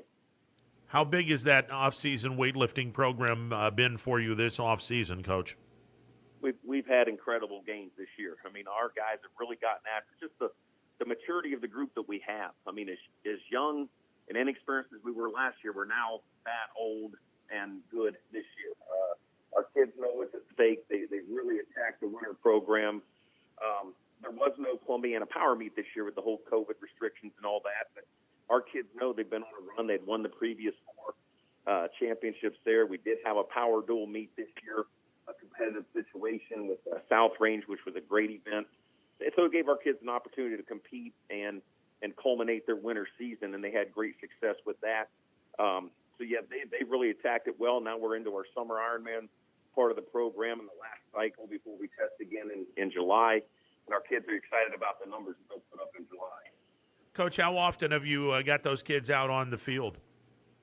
Well, we just go 3 times a week in the summer here. We just finished our mini camp last week where it was a 5-day mini camp, and everything that's in our program was installed, put in. And we'll spend the rest of the summer taking things out as we watch it on film and kind of streamline a few things. But now through our summer program, we're 3 days a week with lifting on Monday and Wednesday, and then we do agility stations and really move the body a lot on Thursday. And then we're pretty much done by 11 o'clock on Thursday morning. So kids that have shootouts in basketball or travel baseball or just family vacations, 3-day weekends and stuff, they can get out by noon on Thursday and still have some of the summer to themselves. But when they're here, they work hard. But their time is their time. I want them to enjoy the summer. No question. I mean, it's summer's going to be gone before you know it, and then 2-a-days start in early August, and the OHSAA starts the season the weekend of the 20th. I know you guys will start the season 8 weeks from Thursday in hostile territory when you open up the season at Crestview to take on a young but impressive Crestview Rebels team. But I'm curious about how you guys are going to be handling the 2-a-days and specifically scrimmages, because it doesn't really leave you an awful lot of time to do 2 scrimmages. Are you guys going to be doing 1 scrimmage and 1 dual practice with another program, or are you guys going to do 2 scrimmages this year? Well, we really got squeezed this summer because we started so late in the school year.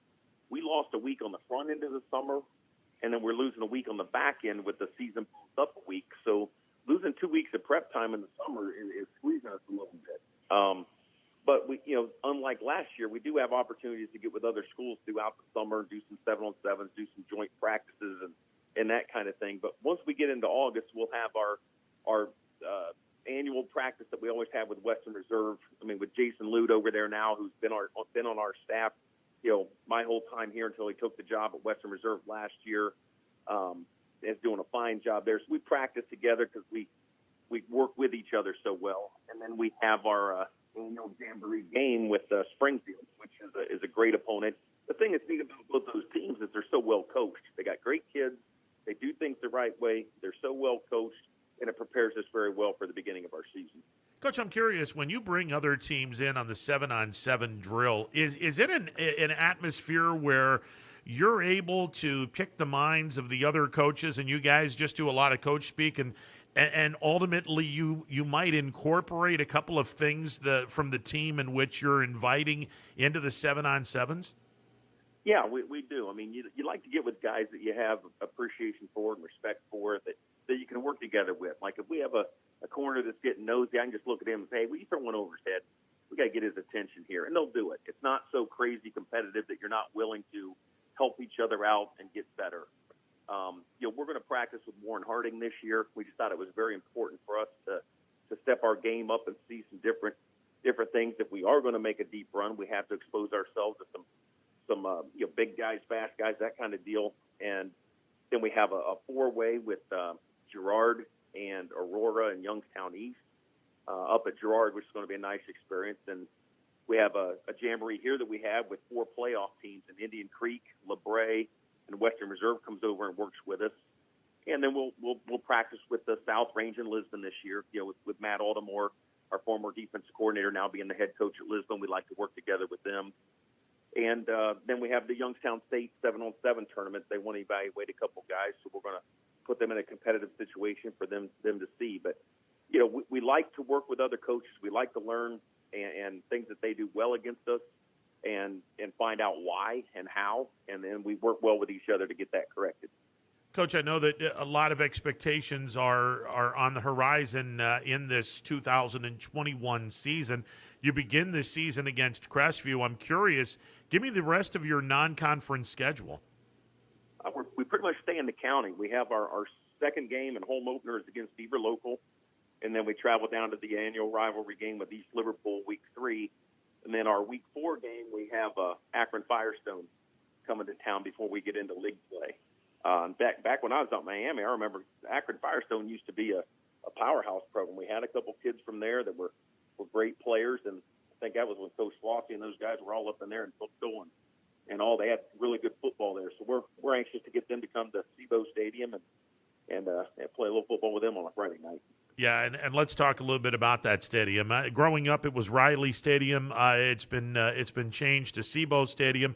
That atmosphere. Good God, is that atmosphere fun? And I'm sure that the community was, more than disappointed in the COVID restrictions, but it was part of getting out of COVID. And now, knock on wood, we get full bore with the kids and adults coming in to have some fun at SIBO Stadium. I'm sure that as a coach, you're really looking forward to seeing the community back into the field of play and back into the stands and just enjoying life with the Salem Quakers. Yeah, I tell you, the Quaker Crazies, our student section is as good as they come. I mean, they are into it every week. They're into it all during the week. They're so good to our kids. We like to interact with them in the end zone where they're at and everything, and just our community wanting to come back and see football. And we try to do so much community service and spend time with folks outside of football that when we get to see them now in our domain, so to speak, when they come to see us, it's a lot of fun, and we want to make sure we put on a good show for them. Talk about a conference that just does not get the publicity outside of YSN that it should. The EBC is just such a really, really competitive conference. It really is. I mean, it comes from great communities that really support their kids and provide them what they need to have success. So it's always a positive environment that you're playing in. We've had some great coaches in this league, had some great players in this league, but I think if you look at the playoff success we've had and how we played some other teams and leagues in the area of the same size, we fare very well, and we're anxious to compete against them again this year. I know the rivalry that you guys have with West Branch. It's one of the sneaky good rivalries, and year in, year out, whether you play the games in Beloit or they come to you in Salem, when the stands are full, there's nothing quite like that. No, it's neat. I mean, there's so much similarities between the two schools and families that go back and forth between the two schools and all that. It's a lot of history, a lot of tradition, and it's a good, solid rivalry because either team can win every year. It's very competitive, and I think there's a pretty good football game that goes on in Stark County in the afternoon, but it's always great to save the best game for last on a Saturday night in Week 10 every year. Well played, Coach. I knew where you were going with that. Well played. Coach Johnson joining me, Ron Johnson, the head coach of the Salem Quakers, joining me on the MP Vivo Heating and Air Conditioning Hotline. You've made mention the anticipation of making a deep run in Division IV with this Salem team. Talk about the amount of talent that you have back on both sides of the ball, Coach. Well, last year, like I said, we were very, very young, and the way things got flip-flopped, it's a tough start for our guys, but they battled and got better every week, and I think really paid dividends for this year because now we start 9 starters return on offense and 9 starters return on defense. Our specialist is back. He was only a freshman last year, so we have a lot of experience coming back. I think we'll be led by our offensive line. with 4 of the 5 starters returning up front, and they got a bunch of snaps under the belt. I mean, Caleb Stockman will be a 4-year starter on the offensive line. Carson Stockman will be a 3-year starter, and then Griffin Panzot and Noah Marshall are coming back for another year starting. So they got a bunch of snaps. Wide receiver core solid, very productive. As you know, what Blaze Exline did last year with 112 catches and about 1,400 yards and 19 touchdowns. That's nice to have him back in your program. And our quarterback, I think, can spin it pretty good and really runs the show well, throwing for almost 3,000 yards and ran for over 1,000 last year. So he's very productive as well. And the fact that everything we do offensively we've done for a million years, and these guys have a lot of experience now and a lot of resource to recall on from competition like we didn't have last year. I think that's really going to help us. Then defensively, like I said, with 9 guys back, we feel really comfortable with them. Jake Carners, going into the second year as our defensive coordinator, and has really done a great job motivating these kids and getting them ready to go this year. And Corey Risen will lead us at Mike linebacker. He's a very, very good football player. Came off an injury last year and didn't get to us till mid-season and finished up really strong. But with our guys up front, we have Josiah Hoss, John Kidd. We're going to play a bunch of guys up front. And with Gavin Wilms, who had a great baseball season for us this year as a linebacker, and Damon Wolf, who had a good track season this year on the edges for us. I mean, we just have a lot of talent over there, and we're really excited and can't wait to get going. You got talent, you got speed, and you got a bunch of kids back. And I love the fact that you're staying in the county to play a non-conference schedule. You'll open up against a really young but historically really good Crestview program under Coach Cusick. Beaver local, solid football program, and the rivalry game that I just love the fact that Salem and East Liverpool are playing each other again. It's just a great rivalry. The 2 biggest schools in Columbiana County, one on the southern end of town, one on the northern end of the county, and just a great rivalry between these 2 schools. Yeah, when I got here, everybody knew about the Salem West Branch game and all that. But if you ask a lot of the folks that have been in town a long time, the East Liverpool game is the game. It's the big rivalry game, and it's a lot of fun, a lot of history, and you learn more and more about it every year. It's neat to go down to their place. They have a great facility down there, and their support's really good. So, yeah, we like to play East Liverpool, and, by keeping it in the county, I mean, there's just so much more interest. Like I said, there's family involvement, there's community involvement. The toughest thing about scheduling Crestview when we did a couple years ago was losing the scrimmage with them, because it was such a great scrimmage to go against Paul and his staff. And like I said, those kids are so well coached, and we got a lot out of it. But, the game has been just the same. I mean, it's good people, a lot of interest, local interest, and that's what we want to do. We want our kids to have a positive experience. Coach, best of luck to you, and I know that, a lot of expectations in the town of Salem, and that's a good thing. I've been saying it for years.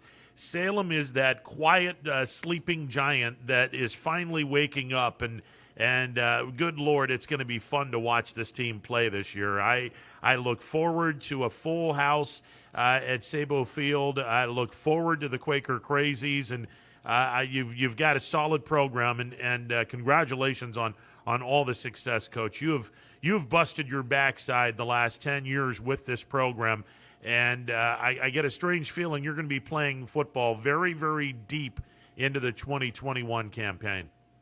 Well, thank you very much, Ron. I appreciate it. All right, all the best to you, Coach. Thank you. Yes, sir. Ron Johnson, the head football coach of the Salem Quakers. We'll take a timeout, be back with more.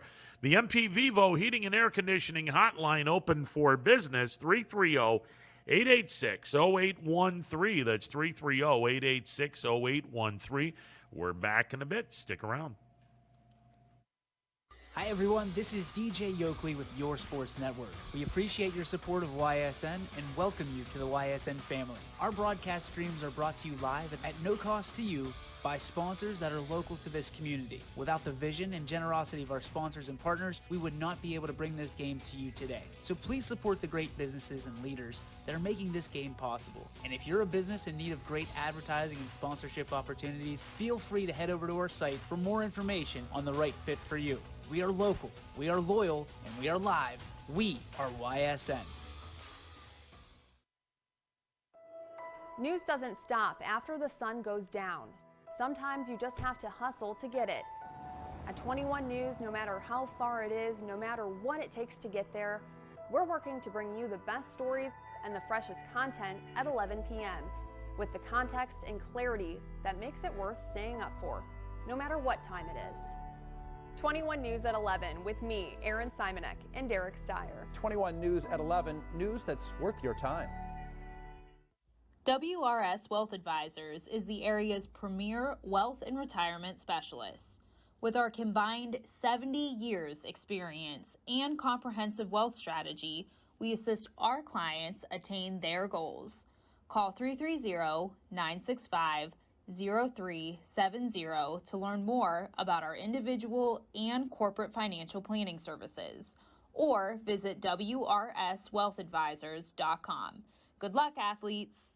Every customer has a story, whether it's buying a car for the first time, helping them get approved, or finding the perfect car for their budget. I'm proud that people trust me with their story. I'm Tracy, and I'm ready to go the extra mile for you, only at Greenwood Chevrolet.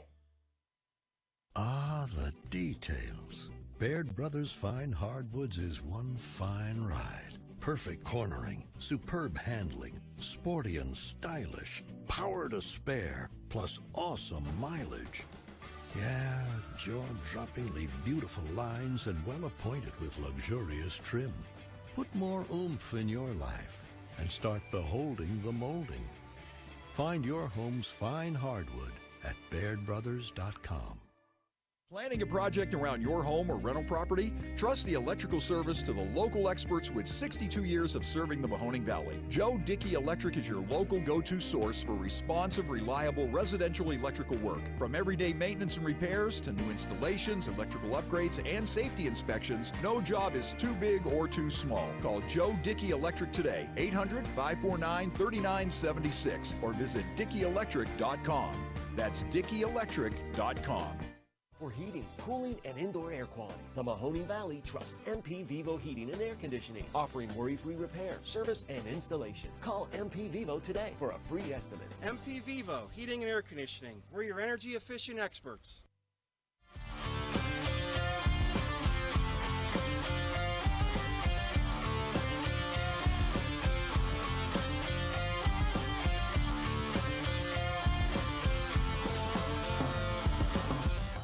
If you're looking for a new Ford vehicle, why shop anywhere else but Tri-State Ford? Choose from our great selection of new Ford models. Plus, we've got you covered with our exclusive Tri-State Ford Advantage. It includes a 10-year, 200,000-mile warranty with your new Ford. Come see why so many customers from the Tri-State area buy their new Ford at Tri-State Ford. Customer focus, community driven. Tri-State Ford East Liverpool or visit tristateford.net.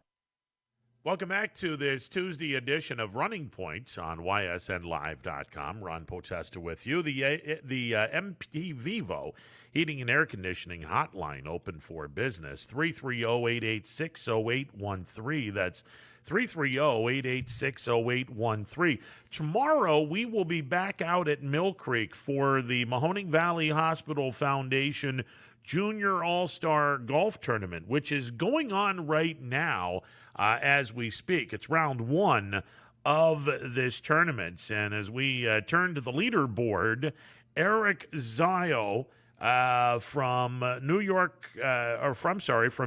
York, Ontario, Canada. He is leading this tournament as he's finished the first round at 2 under par. 2 under par for Eric Zhao from Canada. He is a North York, Ontario, Canada native. He will graduate in 2025, so that means that Eric is do the arithmetic here. He's going to be a freshman this year. He is going to be a freshman. That means he just finished 8th grade, and he just finished 2 under par in the first round. Are you freaking kidding me with this? When I was in 8th grade, I would be lucky to hit 70 with 9 holes. You finished 2 under with 18 holes? My God, that's talent. John Hiller from New York City. He is going to be a 10th grader. John Hiller finished the day 1 under par, so he is currently in 2nd place. And he's still on the golf course. Even is Bobby Chill Jr. from Columbia Station, Ohio. Bradley Chill Jr. is going to be a sophomore this year, and he is currently still on the course at even. Also at even par is Winston Shen. His day is over. The Rancho Palos Verdes, California native, who is going to be a sophomore this year, finished at even par. Also at even par is Michael Lee from Fairfax, Virginia. He is going to be a sophomore. He finished even today. He is even through 14. This is Shuri Zhang from China. He is a Chino Hills, California, representing Chino Hills, California. Shuri is from China, and he is going to be a freshman this fall in high school. He is currently even through 14 holes. Also finishing today at +1, Nicholas Tarosky from Harrison City, Pennsylvania. Nicholas will be a sophomore this fall. Also at +1 from Wellesley, Massachusetts, Emil Nielsen. And Nielsen will be a sophomore this fall. 1 over par through 5 holes from Canada, Ryan Zhang. He is going to be a sophomore this year. 2 over. Finished the course 2 over today from Leawood, Kansas, James Ackerman. Ackerman will be a sophomore this year. Vibhav Olakam from Ypsilanti, Michigan, finished 2 over today. He is a sophomore. At 2 over through 14 holes is Tyler Brody. He is from Grand Blanc, Michigan. Tyler is going to be a freshman this year. Daniel Liu from China. He's representing San Diego, California. 2 over par through 12 holes. And he is going to be a sophomore this year. From Moneo Park, California, Eric Yun finished the day 3 over. He is in a tie for 14th place. Eric is going to be a sophomore this year. Marcus Lee is going to be a junior this year. Marcus from Troy, Michigan. He finished the afternoon at 3 over par. He is tied for 14th place, along with Jack Chung. Chung from Greenwich, Connecticut. And Chung is going into 8th grade. He won't be in high school until next year. Jack Chung is going to be in 8th grade this year. The Greenwich, Connecticut native is 3 over par, tied for 14th. Also 3 over par through 12 holes. Mason, Ohio's A.J. Wilhelm. A.J. will be a junior this year. Andrew Dahl from San Francisco, California is 3 over through 11 holes. He is going to be a sophomore this year. Dominic Green from Houston, Texas. He is going to be a sophomore this year. He is 3 over through 10 holes. And that's your top 19 in the first round of the Mahoning Valley Hospital Foundation Junior All-Star Tournament. Now let's go to the girls' side, where in first place, even through 7 holes on. Is this going to be the first or second round? I want to say the second round. Anna Swan from Northeast PA. She is going to be a sophomore this year. Anna is finished the first round at even par, and she is even through 7 holes of the second round. In second place, Claire Chang. Claire Chang is 1 over for the tournament. She has not started her second round yet. The Bellevue, Washington native is going into 8th grade this year. Let me make sure of that. No, she's going to be a freshman this year. I beg your pardon. Yeah, she's going to be a freshman this year. Zoe Wynn is going to be a freshman this year. She is 2 over par. She finished the first round at 2 over. She is in the second round, currently 3 holes in, and even par in the second round. So she is 2 over for the tournament, and Zoe Wynn is going to be a freshman. Sawyer Brockstedt from Rehoboth Beach, Delaware. She is going to be a freshman this year. She is 3 over. She is 3 over for the first round and even for the second round. So she is 3 over par for the tournament.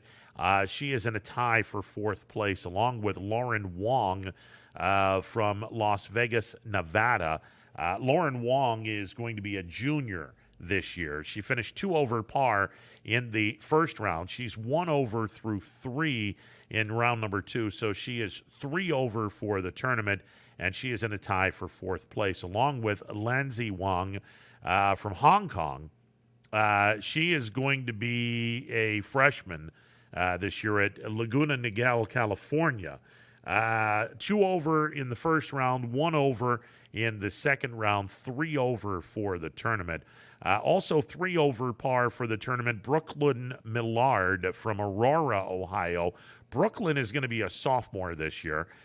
She finished 2 over in the first round. She is 1 over through 1 hole in the second round. She is in a tie for 4th place.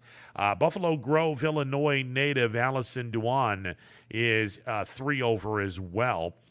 She's going to be a freshman this year. She finished 3 over par in the first round.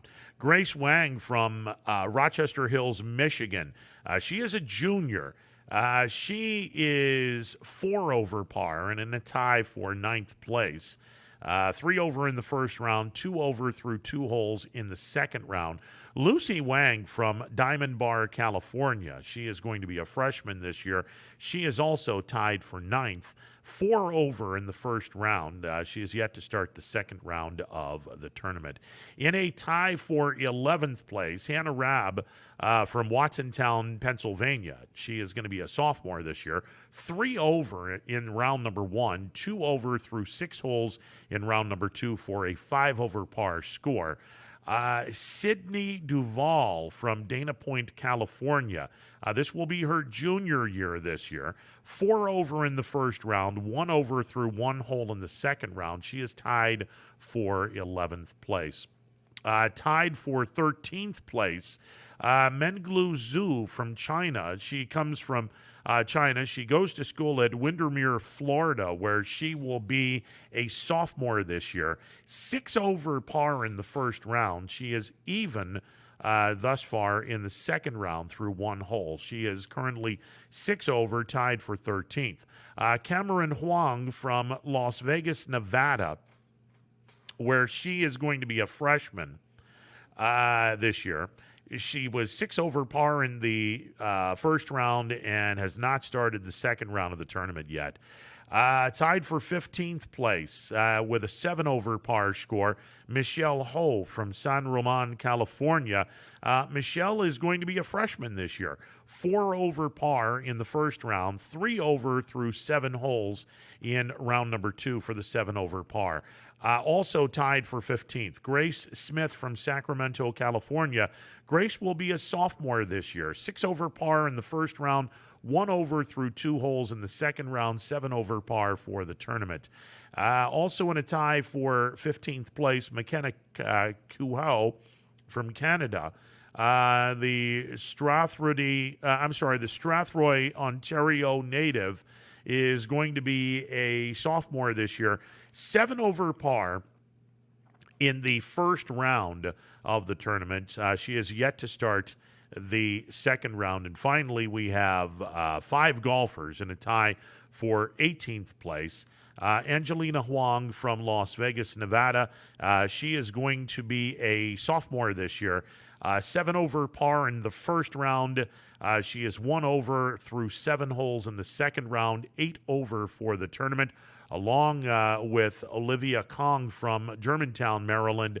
Olivia is going to be a sophomore this year. 7 over in the first round, 1 over through 7 holes in the second round for an 8 over par score.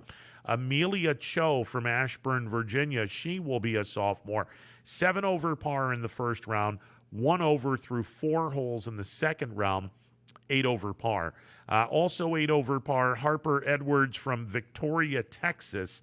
She will be a sophomore this year. 6 over par in the first round, 2 over through 3 holes in round number 2. And those are the top 20-ish type of players on the girls' side of the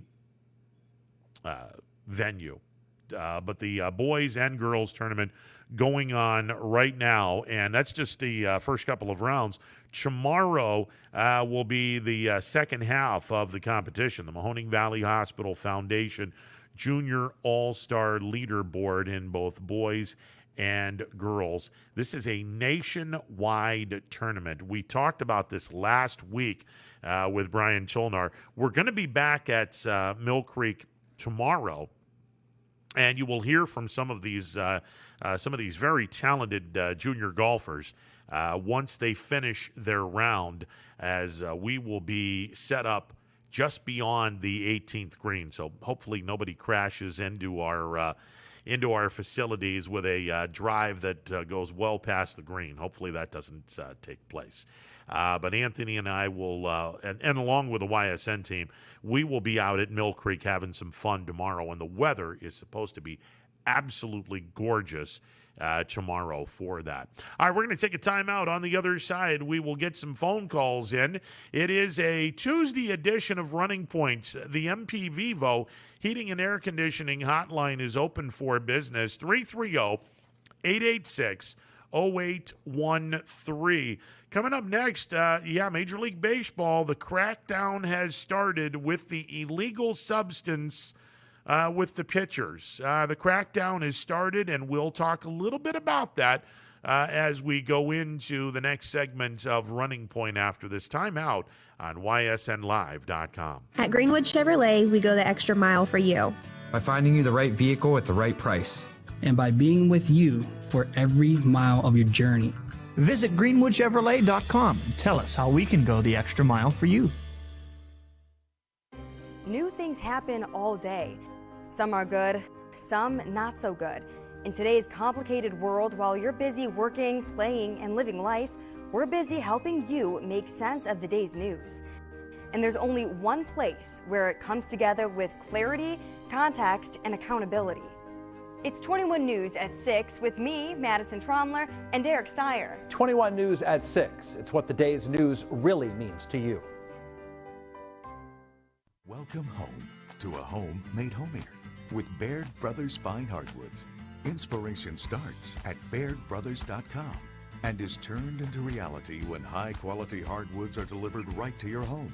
Baird Brothers has the latest design trends, shiplap and skinny lap interior siding, antique oak rustic flooring, and, well, you'll find them all at BairdBrothers.com.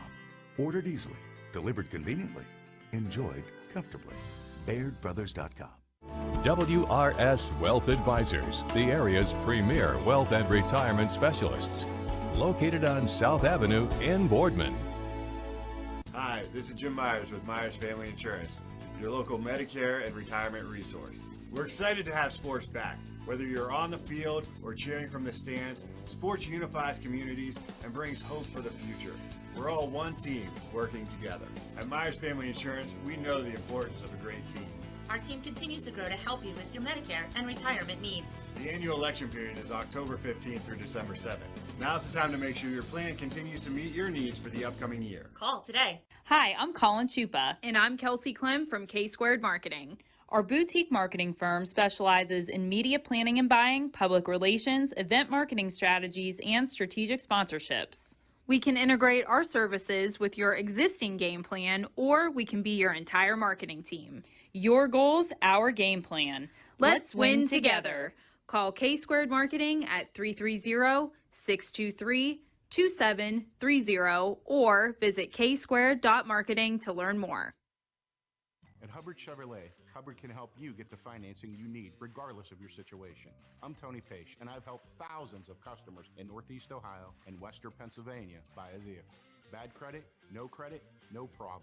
I can get you approved for a low-interest loan and maybe even a low-payment lease on a new car at the #1 Chevy dealership in Trumbull County for 3 years in a row.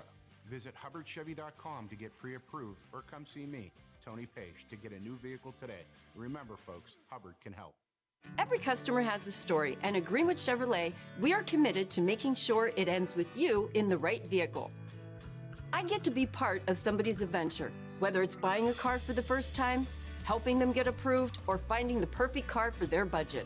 I'm proud that people trust me with their finances. They trust me to take care of them, and they trust me with their story. I'm Tracy, and I'm ready to go the extra mile for you, only at Greenwood Chevrolet. Quality, customer service, and integrity. Those are the 4 words that have driven our success since 1957 at Joe Dickey Electric. Joe Dickey Electric is one Mahoning Valley landmark business that stays current with the requirements of our customers. Family owned and managed, we are an electrical contractor and energy solutions provider.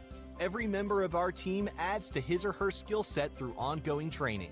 Residential, commercial, industrial, automotive, and more. We keep ahead of the needs of our customers with a fleet of more than 50 vehicles and 24/7 emergency service, so you're never left in the dark. Jimmy Sutton here, Director of Isle, Purple Cat, and Golden String. We are happy to support YSN and 2 of my favorite people, Scotty Mincher and Super Dave O'Malley. We are an agency that provides services for adults with disabilities.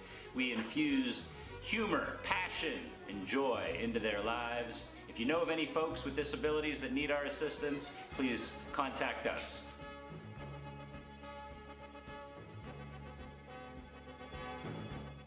Your teams work hard and give it all they've got. Well, so does ours, because 21 Sports and YSN give you extra effort when covering local sports. 21 Sports and YSN, winning coverage of our Valley's teams.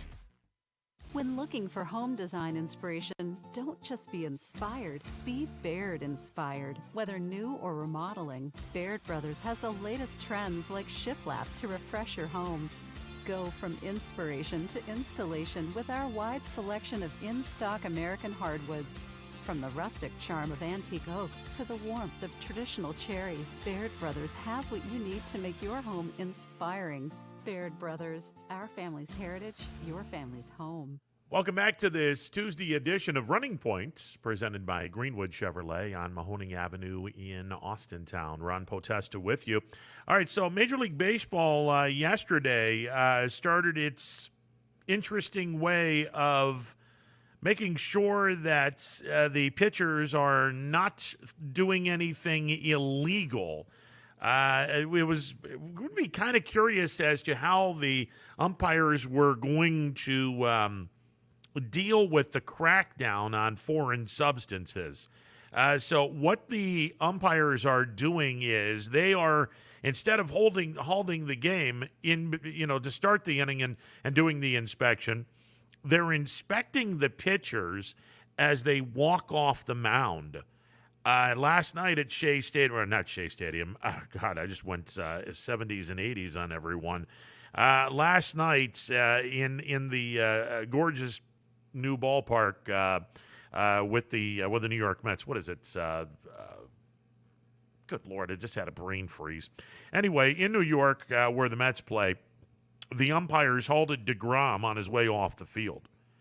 And the crew chief, Ron Culpa, basically just inspected him. You know, they're checking the bill of the cap. They're checking the jersey sleeve. They're checking the belt buckle. They're checking a bunch of stuff. And he was cleared. He was cleared. Now, look, there's an awful lot of different theories on how you can avoid getting all of this. You should probably be checking the catchers as well, because the catcher could have this.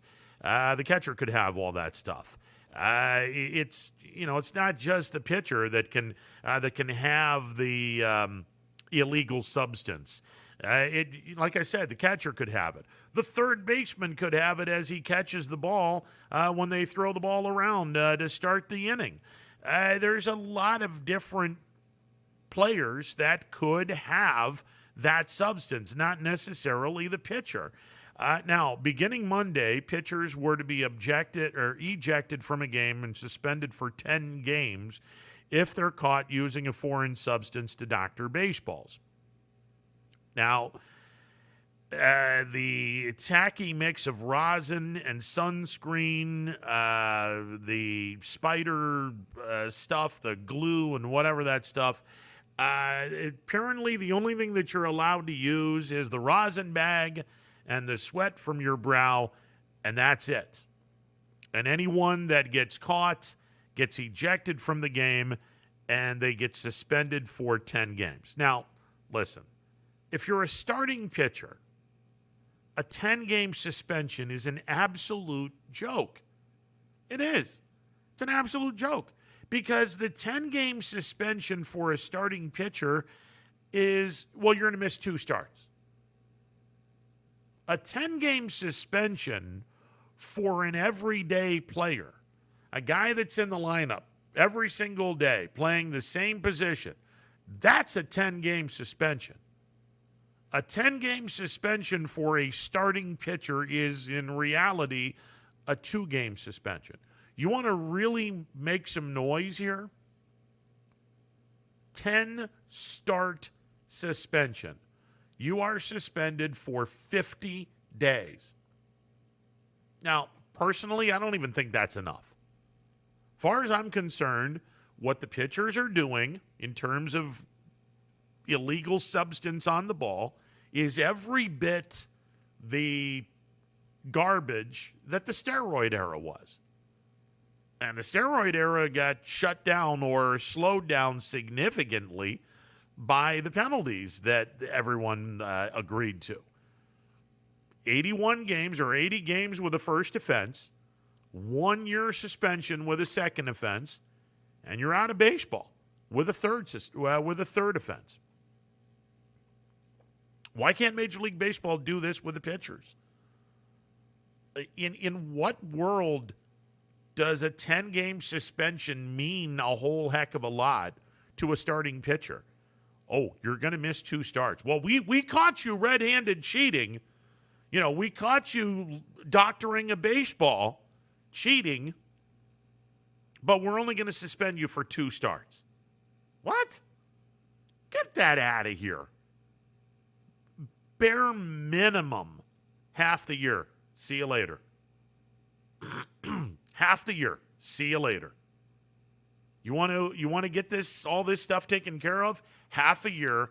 See you later. That's the first offense. You want to do it a second time? It's going to cost you the entire year. You want to do it a third time? You're out of baseball. And look, I don't have a problem, and nobody should have a problem, with a rosin bag and the perspiration that comes from your body. That should be it.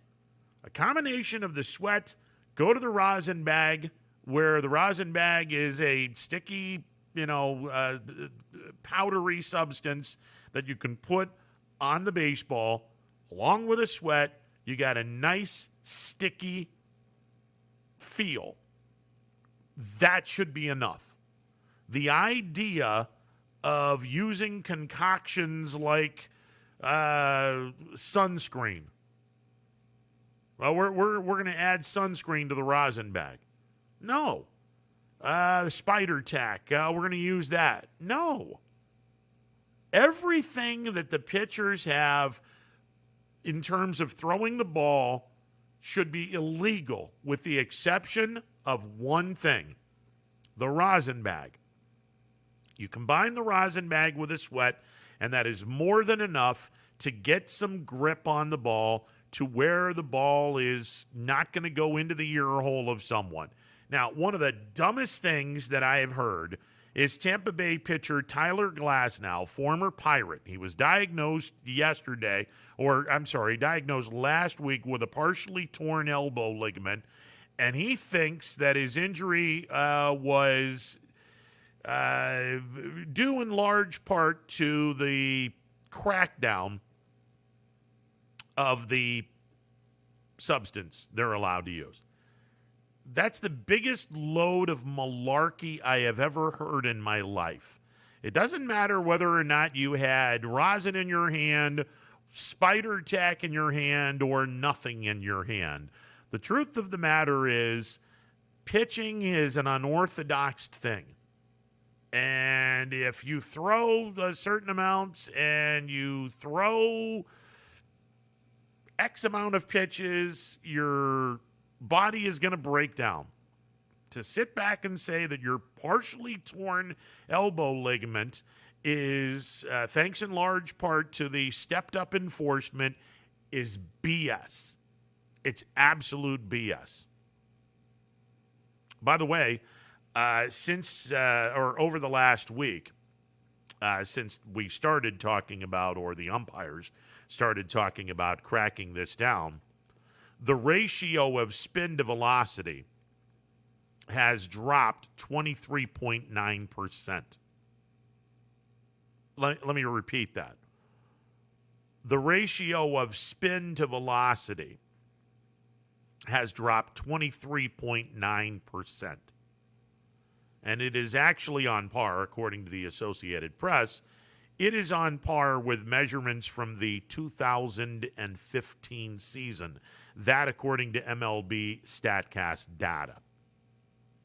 And the league also had the lowest strikeout rate and walk rate of any week this season. The strikeout rate was down to 22.5%. Man, that is still ridiculously high. 22.5% of outs are strikeouts. That's embarrassing. But that's the lowest of any week this year. And the walk rate is down to a scant 8.2%. So much for the, I have to get a grip on the baseball in order for me to throw the baseball. Look, here's the bottom line. And I understand people are going to say, they cheated back in the day. Look, I get it.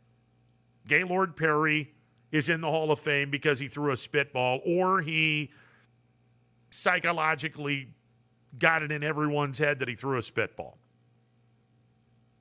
But they didn't have spider tack. They didn't have half of the stuff that you're talking about now.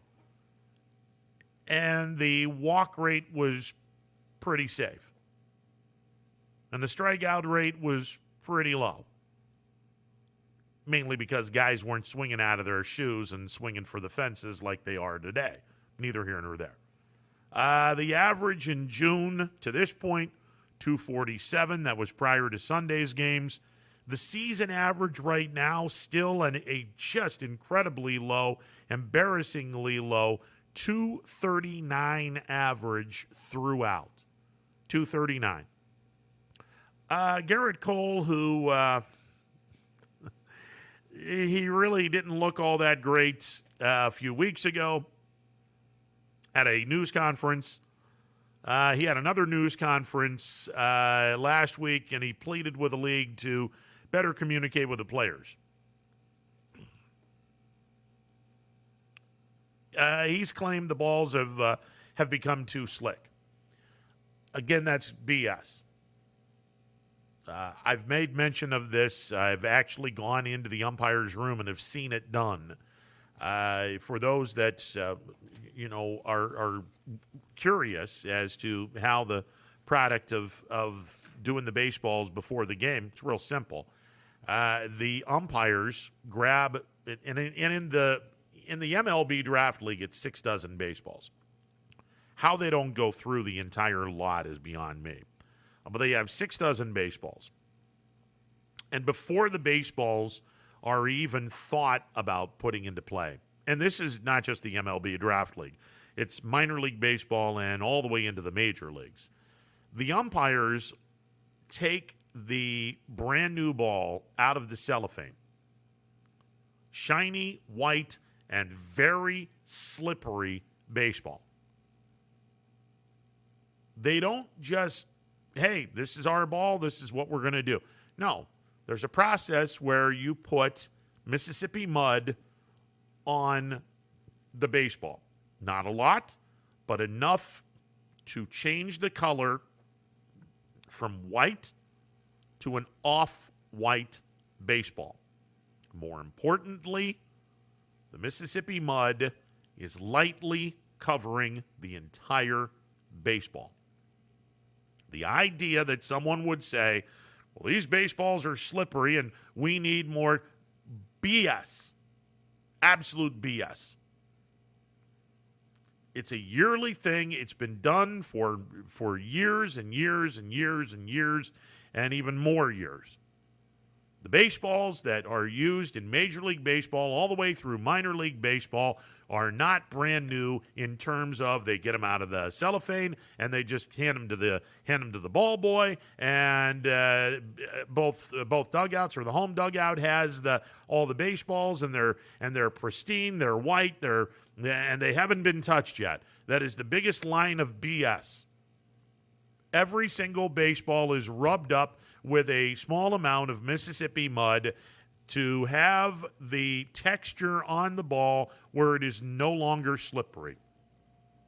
And every pitcher has access to a rosin bag. And if anyone has ever pitched or if anyone has ever used a rosin bag, it is a bag in which it is filled with a powdery, sticky substance that if you include the sweat from your brow, the sweat from your face, the sweat from your armpits, anything, anytime, anywhere you get sweat, you put it on your fingers, you squeeze the rosin bag, you're good to go.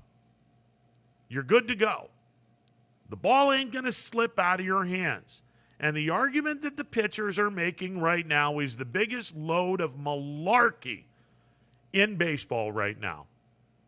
The fact of the matter is, a lot of these guys through the years have been throwing a baseball with not only sweat and not only rosin, but with a bunch of other stuff. And Major League Baseball, which is slow to change because, well, that's how Major League Baseball operates, because they think it's still 1960s and early 1970s when baseball was head and shoulders, knees and toes above every sport, including the National Football League. Let me remind everyone, October of 1971, Game 7 of the World Series, broadcast on NBC on a Sunday afternoon in the middle of the National Football League season, and Major League Baseball didn't ask, didn't request, told the National Football League, you won't be playing any games at 1 o'clock because this is our time.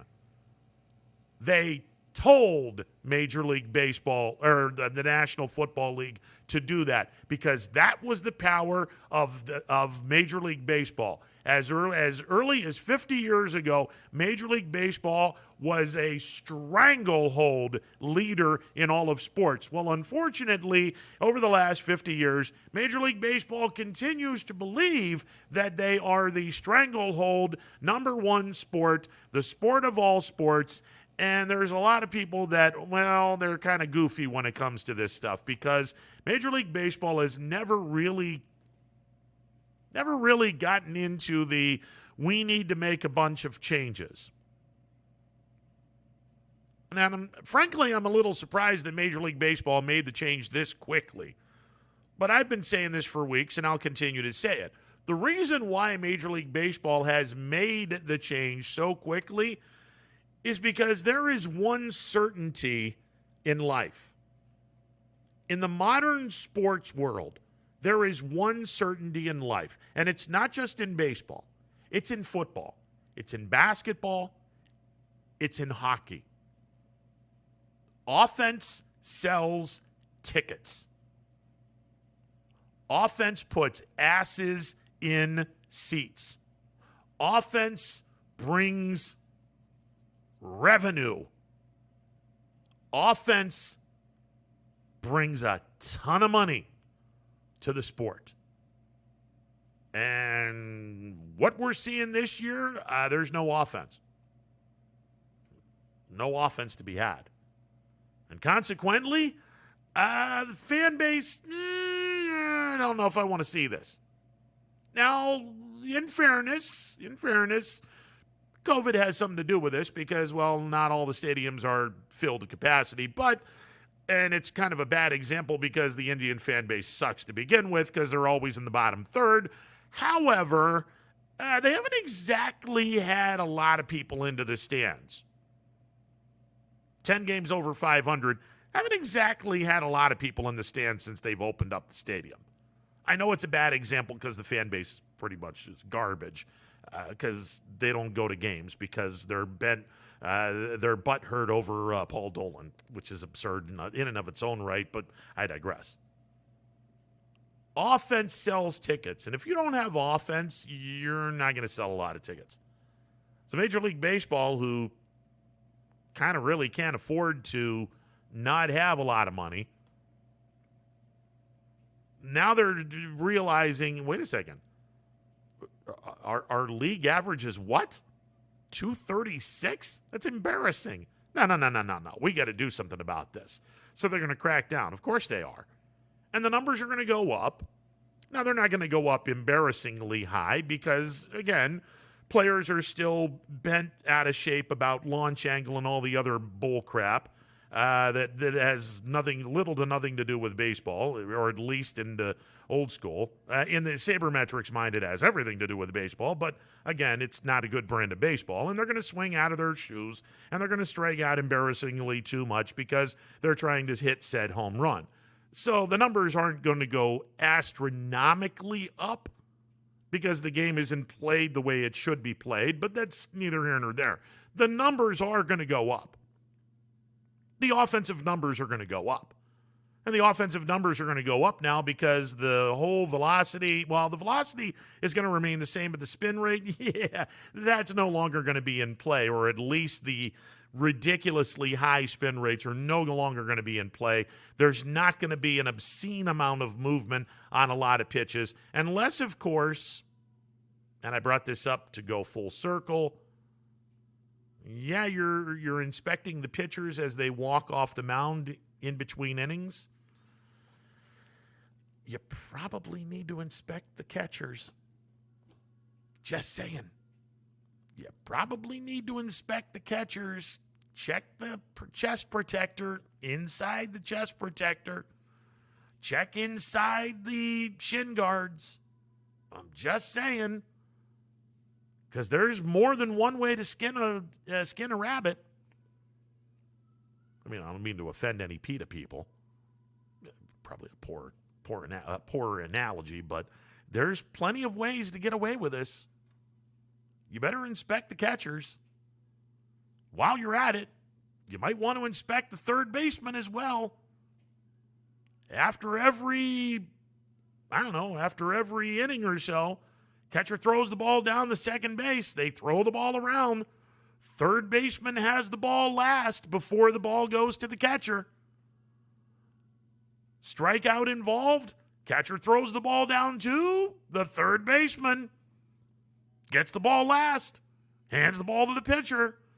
I'm just saying, if you want complete control of this, it's not just about the pitchers. Umpires need to start investigating and start patting down the catchers. And you better do that to the third baseman as well. Just saying. It's a good start with pitchers. But the pitchers, they're not dumb. Okay, they may not have the stuff on them. They may not have the, what's the classic line in Major League? The Vaseline and the snot. I still get a kick out of that. And the character played by Charlie Sheen goes, "You use snot to throw a baseball?" And the guy's the old grizzled veteran. You're going to need it too, because at some point in time, that arm of yours isn't going to be as strong as it used to be. All right, I get it. And I'm not blind to the fact that guys have used foreign substances. I'm not blind to the fact that pine tar can easily find itself into a glove or a bill of a cap. Bottom part, not the top part. The bottom part where nobody sees it. I mean, there's a bunch of places that you can hide a bunch of stuff. And look, it's great that the umpires are finally getting around to the point of investigating and okay, we got to do we got to make sure that you're legal. Take the hat off, take the glove off. Going to inspect the glove. Going to inspect the hat. Going to inspect the uniform. Going to inspect the belt. You don't want to go any further south, because that's kind of it's kind of not of a good idea. I mean, the crowd not too happy with it. They're booing like crazy, especially with Jake DeGrom, because DeGrom is putting up Bob Gibson-esque numbers, and actually he's outperforming Gibby, which is pretty amazing in and of itself. He has an ERA that is still well below 1. I mean, we're late in June, and Jacob DeGrom, here's an interesting statistic for him. Jacob DeGrom has more RBIs as a pitcher hitting in the National League. He has driven in more runs this year than given up earned runs on the mound. Let that sink in. On the 22nd of June, 70 games into this season, while in the Mets' case, 67. A little under halfway through the year. Jacob DeGrom, as a hitting pitcher, has driven in 6 runs this year. On the mound, he has only given up 4 earned runs. He has more RBI than earned runs allowed. Wow. That's crazy. And the fact that he has 2 losses, I have no idea how the hell he can have 2 losses in the campaign. 12 starts this year, a 0.50 earned run average. It is the lowest ERA by a pitcher through 12 starts in the history of Major League Baseball. Opponents, they're only hitting $113 off of him. Now, when the face of baseball, or at least the best player on the planet right now, is getting checked out and investigated, and take your hat off. We got to patch it down, make sure you're not using any sticky stuff. Here's the scary thing: Jacob DeGrom is not using any stuff, or at least he doesn't have anything on him. Again, you might want to inspect the catchers.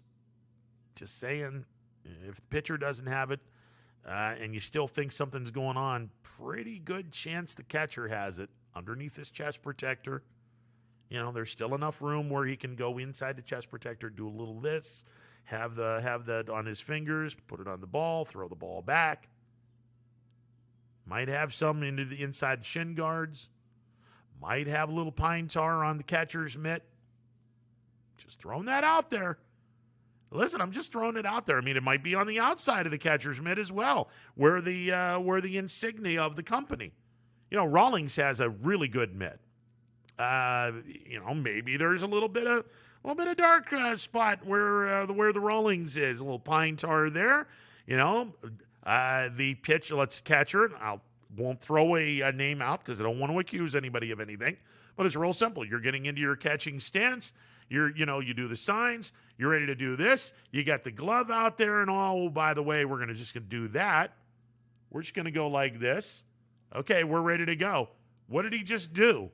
Well, if he has pine tar on the outside of his glove where the logo is for Rawlings or whatever company he uses, a little bit of that. You got some pine tar or whatever substance it is on the fingers. catch the ball, throw the ball back using the 2 fingers. Voila, you got a substance on the ball. Just saying, you might want to inspect the catchers while you're at it, Major League umpires. Just saying. But it's good to see that. And like I said, according to the Associated Press and according to MLB StatCast data, over the past week, the ratio of spin to velocity has dropped to 23.9. That is on par with measurements from the 2015 season, the season in which there were no really big issues with extreme ball movement. Just throwing it out there. All right, 330-886-0813, the MP Vivo Heating and Air Conditioning Hotline open for business. We're back in a bit. Stick around. More to come. Hello, I'm Greg Burbick with G. Burbick Farms. For the last 100 years, my family has farmed in Columbiana and Mahoning counties. I began raising cattle in 1996 with the goal of providing a better product for you and your family on the dinner table. Our grass-fed and grain-supplemented Black Angus beef are raised with no hormones, steroids, or antibiotics. We're known for our hometown-friendly service and incredible tasting products. We're locally owned and have customers across the tri-state area. Our products go from our farm to your family. Stop by our farm on New Buffalo Road or visit us on the web at gburbickfarms.com. Don't forget to like us on Facebook. G. Burbick Farms, it just tastes better.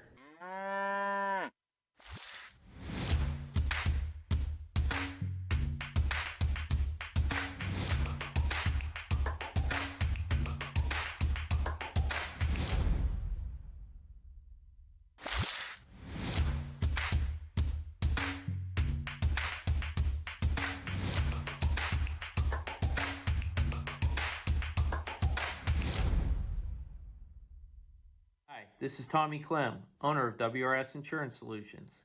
WRS Insurance Solutions is a local independent agency that specializes in life, Medicare, long-term care, and disability products. Call us at 330-953-3722 or visit us at wrsinsuranceSolutions.com to learn more. Good luck to all the student athletes in the Valley. If you're looking for a quality pre-owned vehicle, why shop anywhere else but Tri-State Ford? Choose from our great selection of pre-owned vehicles. Plus, we've got you covered with our exclusive Tri-State Ford Advantage. It includes a 10-year, 200,000-mile warranty with your pre-owned vehicle and much more. Come see why so many customers from the Tri-State area buy their pre-owned vehicle at Tri-State Ford. Customer focus, community driven. Tri-State Ford East Liverpool or visit tristateford.net. No matter what the weather, be prepared with a reliable, efficient Ruud gas furnace or air conditioner from MP Vivo Heating and Air Conditioning. Call your energy efficient expert MP Vivo today for a free estimate. Here at MP Vivo, we rely on Ruud, and so should you. It's storm season. I think we're under the gun for some heavy storms over the next couple of hours. And Storm Tracker 21 is ready. This is probably the one we're keeping a closer eye on. On air.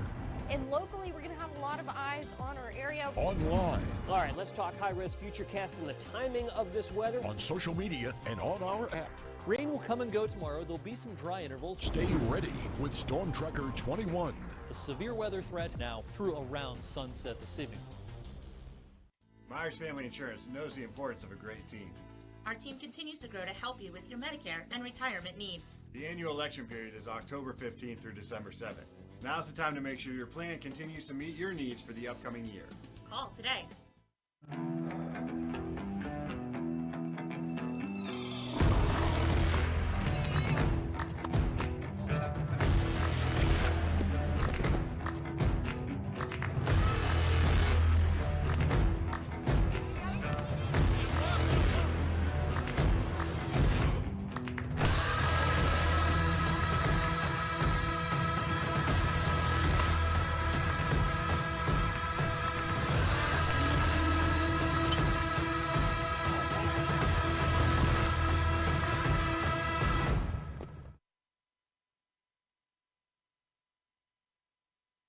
"60 years ago, Baird Brothers Fine Hardwoods began with 3 siblings, a hand-set sawmill, and a few local orders.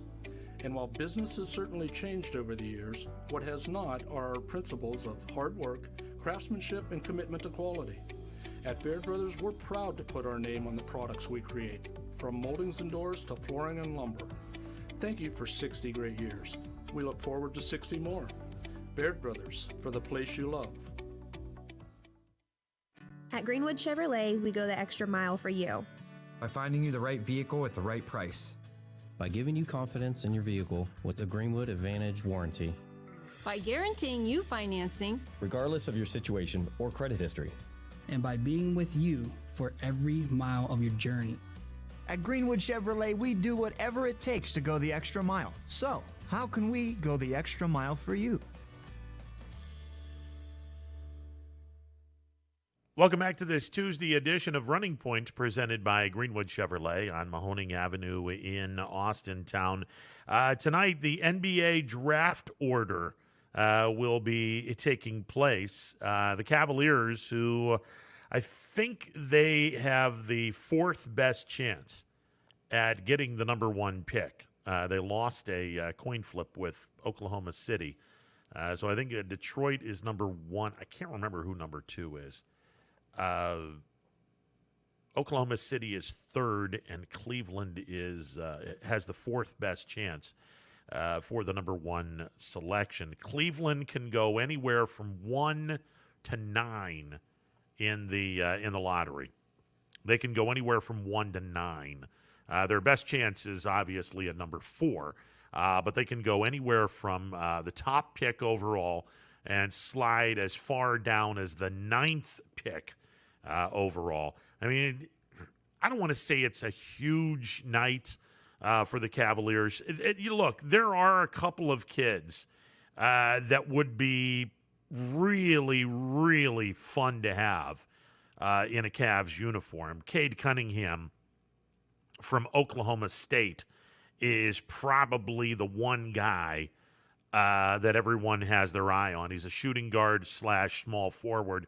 And given the fact that the Cavaliers really don't have a natural number 2, the fact that they have 2 1s, 2 point guards, and the fact that you're trying to play both kids that aren't even 6'3" into a 2-guard situation, that's kind of the wrong thing to do. To where you can sit one of the point guards, whether it's Darius Garland or Colin Sexton, and you have that person coming off the bench and replacing the person that winds up winning the job as the point guard. And then if you have the top pick in the draft, you have Cade Cunningham starting at the 2, or Isaac Okoro starting at the 2, and you have Cade Cunningham at small forward, and then you bring in Larry Nance or Kevin Love at the power forward and Jared Allen at the center.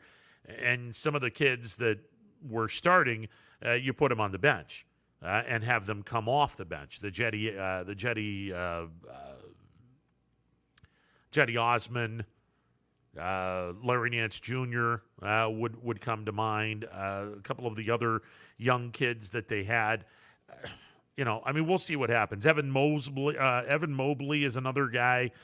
He's a center / power forward. If they decide to get rid of Kevin Love, which good luck trying to do that because nobody wants that contract. Scotty Barnes from Florida State is a small forward. Cavaliers would love to get an athletic small forward to go along with another guy they picked this year, Isaac Okoro, who, by the way, made second team All-NBA rookie team. Maybe you put Okoro in the 2 because Lord knows he can guard the 2. If you get a Scotty Barnes, you can put him at the 3. And now you've got a really, really tough defensive team, at least on the wing and the 2 guard. You would have just a really impressive situation going on there. Some of the other guys that come to mind, there's a couple of kids, foreigners, Jalen Green, Jalen Suggs from Gonzaga, but he's a point guard. And the Cavaliers already have way too many point guards. Michigan's Franz Wagner, the younger brother of Orlando's center Moritz Wagner. Someone who could very well be a really good small forward. And this Wagner kid's at 6'9". But I think there's 4 or 5 guys in this draft that stick out a little bit more than the rest of the players in the draft. And I'll be real curious to see where the Cavs draft. Hopefully, with any luck, they get themselves the first, second, or third pick.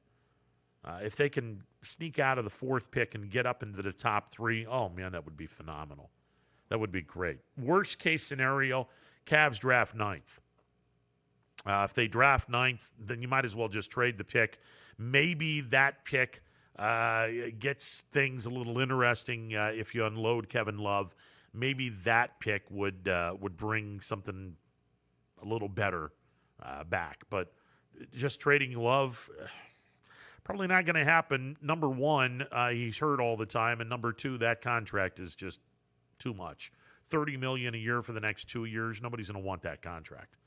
All right, we're going to be back to wrap the show up. Stick around, more to come. When Mother Nature starts flexing her muscles, make sure you're prepared for comfort. For over a decade, NDC Heating and Cooling has been sending their team of experienced, certified, and knowledgeable technicians to service the area. NDC services all makes and models and carries a wide selection of furnaces, air conditioners, and indoor air quality products. To schedule an appointment, call 330-457-2562. That's 330-457-2562 for all your residential and commercial heating and cooling needs in Columbiana or Mahoning counties. Call NDC Heating and Cooling in New Waterford, Ohio, where our thermostat is always set on quality. Ah, the details. Baird Brothers Fine Hardwoods is one fine ride. Perfect cornering, superb handling, sporty and stylish, power to spare, plus awesome mileage. Yeah, jaw-droppingly beautiful lines and well appointed with luxurious trim. Put more oomph in your life and start beholding the molding. Find your home's fine hardwood at BairdBrothers.com. Planning a project around your home or rental property? Trust the electrical service to the local experts with 62 years of serving the Mahoning Valley. Joe Dickey Electric is your local go-to source for responsive, reliable residential electrical work. From everyday maintenance and repairs to new installations, electrical upgrades, and safety inspections, no job is too big or too small. Call Joe Dickey Electric today, 800-549-3976, or visit DickeyElectric.com. That's DickeyElectric.com. For heating, cooling, and indoor air quality, the Mahoning Valley trusts MP Vivo Heating and Air Conditioning, offering worry-free repair, service, and installation. Call MP Vivo today for a free estimate. MP Vivo Heating and Air Conditioning. We're your energy-efficient experts.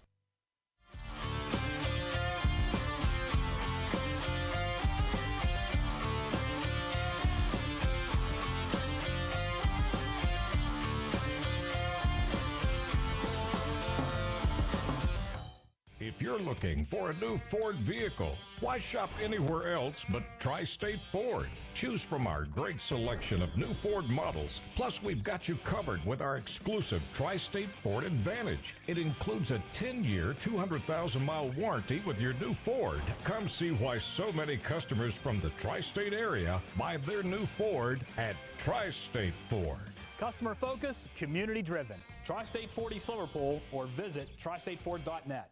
All right, before we get out of here, let's take a look at the schedule of games on the network tonight. We've got B-League ball. We got Boardman Community Baseball ball. Whiting Roloffs against Creekside Fitness in a 16U game at 5:30 at Scene Park. Athletics and Nightline, a 16U game at 6 o'clock at Scene Park. Also at 6 o'clock on Fields 1 and 2, it's Boardman Community Baseball. Scrappers are at State College for a 6:30 game. That is game one of a 3-game series. At 8 o'clock tonight, the Avalanche taking on Eagleware, a 16U game from Scene Park at 8 o'clock. Also at 8 o'clock, Boardman Community Baseball from Fields 1 and 2. A 16U game at 8:15 at Scene Park between the Astro Falcons and Ballistic. Also a 16U B-League game at 8:30 between Prospects and Dura Edge. That is all on the network tonight. Hey, have a great Tuesday. We will be at Mill Creek tomorrow tomorrow, talking more in depth about the Mahoning Valley Hospital Foundation Junior All-Star Golf Tournament going on starting today at Mill Creek. We're back tomorrow with another episode on a Wednesday edition of Running Point. Have a great